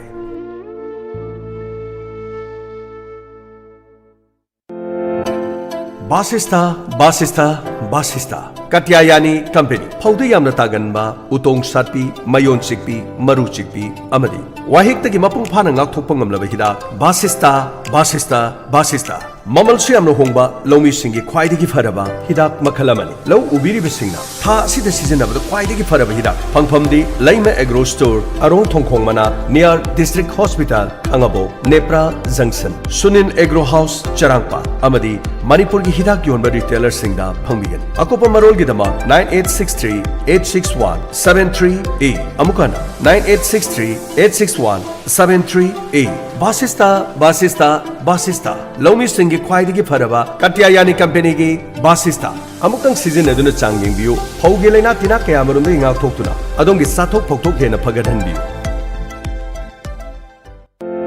Mahiroi Singidamak Amadi Mama Mapa Oibi Singidamak Nungairaba Paujel Get set for spot admission at Hotel Imphal Manipur Langliba Jun gi tang 19 amadi tang 18 Ayuki pung 10 dagina numida wairam pung 5 phawbagi manungda Bangalore's premier placement college, the Dyna Group of Institution gi college asigi director unaba yabagi khudong chaba leijari. 12 pass tawra matungda adomna kari tawgadi haiba khatpam khangdana leiba adu mama mapa oibising amadi mahiroi sing khudong chaba silogi. Tonga tonga offer kya piri loinana job oriented course ki oina like nursing, pharmacy, paramedical, BBA aviation, digital marketing, BCA, artificial intelligence amadi BCom international CA loinana tonga tonga ba North East ki chhatra sing gi damak oiraba canteen hanglaba mafam loinana 100% gi job placement leiraba mahiroi sing gi khwaidigi faraba tanja asida tonga tonga ba course asigi damak laliba jun gi tang kunipan amadi kumapanda Impal Hotel the college asigi director laklingida unabhyo tanabhyo khudong chabasi manghan bigan no entrance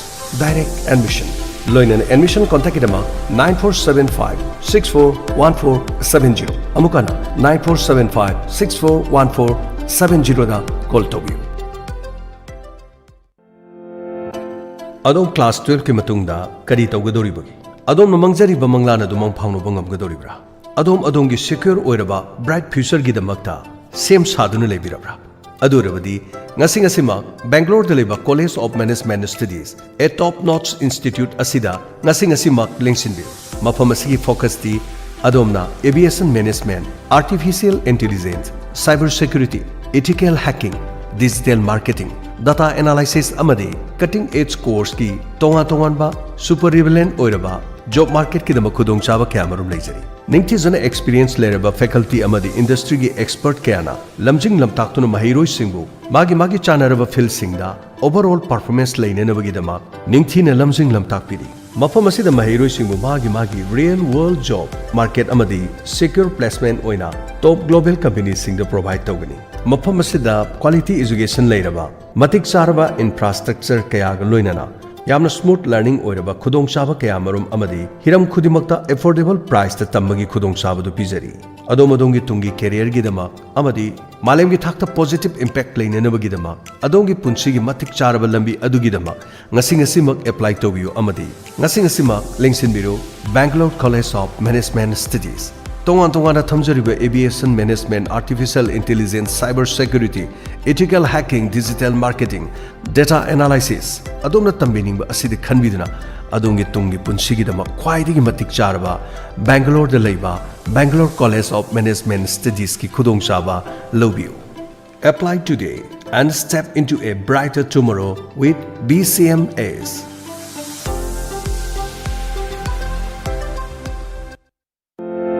Class 10 amasung 12 loraba satra singidamak nungairaba pau. Tagyal Daleba Central Institute of Petrochemicals Engineering and Technology CPET, Department of Chemical and Petrochemicals, Ministry of Chemicals and Fertilizers, Government of Indiana, AICTE na approved Tauraba course kharagi direct admission hangdok chani. Coursing adu Ahanbada Diploma in Plastic Technology DPT, Anisubada Diploma in Plastics Mold Technology DPMT. Coursing asi class 10 loiraba mahiroi singna chahi ahum aduga class 12 science oiragana chahi ani khak tamgani loinana class 10 compartmental exam appear toriba mahiroi singna su apply tobagi khudong chaba thamjari coursing asi gi kana ba kharadang pallabada course asi tamlinge manungda nupi masa mahiroi singi oina AICTE na chahi khudingi lopali singya khagi scholarship leptana pi nupa masa mahiroi singi oina su central amadi state ki oina scholarship kaya da su khudong chaba piri. Course asi loiraba matungda India ki reputed company amadi India ki mapalda thabak tawbagi khudong chaba su phangali masida sunatana makha taba higher education ki khudong chaba su legani. Course asi loiraba matungda students singna apamba line da BTech lateral entry da makha tamthabagi ayaba su phangali. Akang naba sit masingni kaubiragano akupa marol gidama mobile number 9366772517 amukana 9366772517 asida call tobiraktu natanabiyu natraga Tagyal Path Industrial State Laiba Sipeta Laktuna Tanabiyu.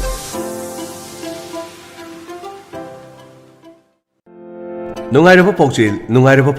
Adomna Nursing College amada ngasi-ngasimak mingsan sininglabadi India gi manungda khwaidigi faraba Dyna Group of Institutions College Bangalore. Mafam asida tonga nursing course ki damak ahanbada GNM 3-year course. Total fee $1,000,000 including food and accommodation. Anisubada BSc Nursing 4 years. Total fee $6,50,000 including food and accommodation. ahum subada PBB SC 2 years, total fee 2 lakhs. Mari subada MSc Nursing 2 years, total fee 1,90,000. Dana Group of Institution ki makhada leiriba mafam asida tonga tonga khudong chaba kaya marum piri. Eligibility 10 and HSR 3 years, HS Science 2 years. Mafam asida tonga khudong chaba kaya su pijari. Madudi DMLT Diploma in Medical Lab Technology, DXRT Diploma in X-ray Technology, DOTT Diploma in Operation Theatre Technology, DDT Diploma in Dialysis Technology.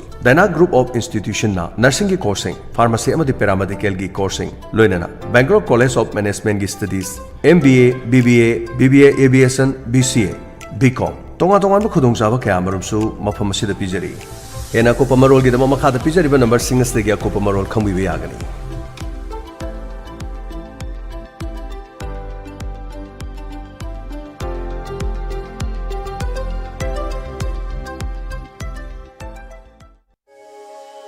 Lengsin Biraksi, DM Care Wangjing SK Laikai, near IRA School, Wangjing.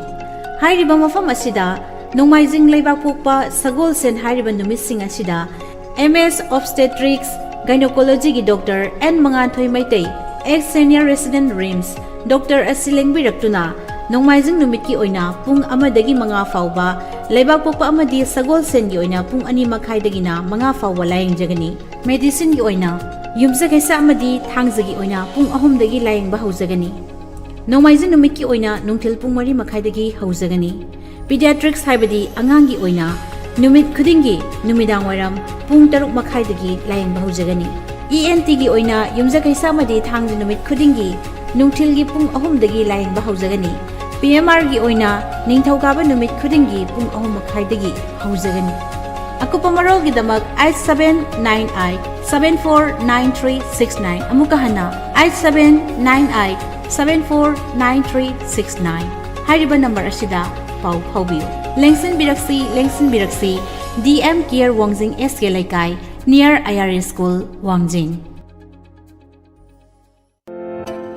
Perfect College or University Thibiribra. Hausi Maduki the Maktoina Waningai Oidri. Manipur Idu Mentor Namiamda, Yamna Kanagadaba, Amadi, Nungaiva Pau Omapuzerli. English Singani Kunmangagi Oina, Admission Guidance Ki Kudong Chaba, Piva Hoseri. India Gi Oina, Top College Sing Kanba Amadi, Akanava College Sing, Amadi, University Gi Oina. Lupali Sing Mangadagi, Listen Kunmanga Paubagi, Scholarship Pauba Yauna, Kudong Chaba, Pangbigani. Engineering dagi hauraga hotel management phawba agriculture dagi na paramedical phawbagi adom pamba course khudimaki guidance pizari college natraga university khanbada yamna laina clicks kharada khanbe yare hauji phawba chamam nabale biragadi aikoi expert counselors singna adongi family singu guide taunanaba leizari adongi manglang ma phawnabada mateng soidena pangje maramasina adongi tungi punchigi dama ngasi mak plan tawba hobiro aikoi head office first floor Gypsy Building Pauna Bazaar Imphal amadi Thobal office ki oina Thobal Wangmataba Jobel Building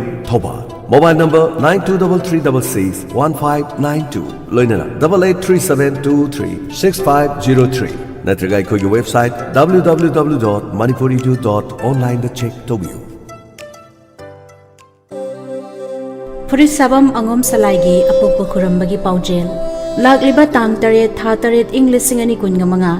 Ingengi tarani thoini panba ningthauka numita Furit sabam angom salaigi apokpa khuramba numit thokle numit asida salungphamda leibiriba amasung Manipurgi atop mafamda khunda khraba sagai jasing atopa sagai diyum pan khraba ningol singna lakbiduna tharom asibo yaubiu haina paujenjari ba Furit sabam tolamu maitei salungpham contact number II37070073 amuktangana II37070073 Season Abiu Atma Company gi Narkis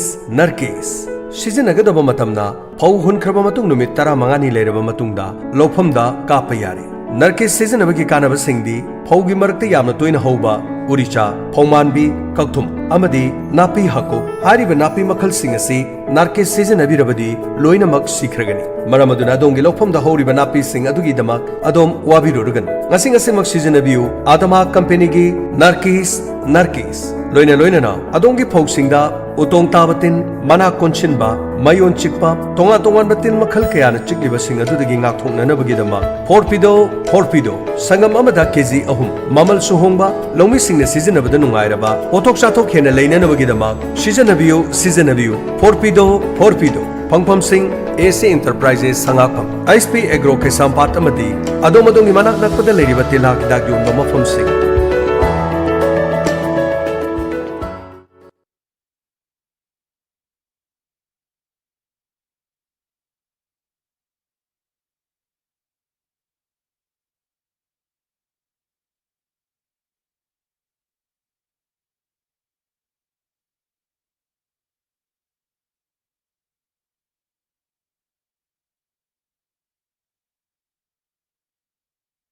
हौखिबा Maggi तांग अहुम इंग 2012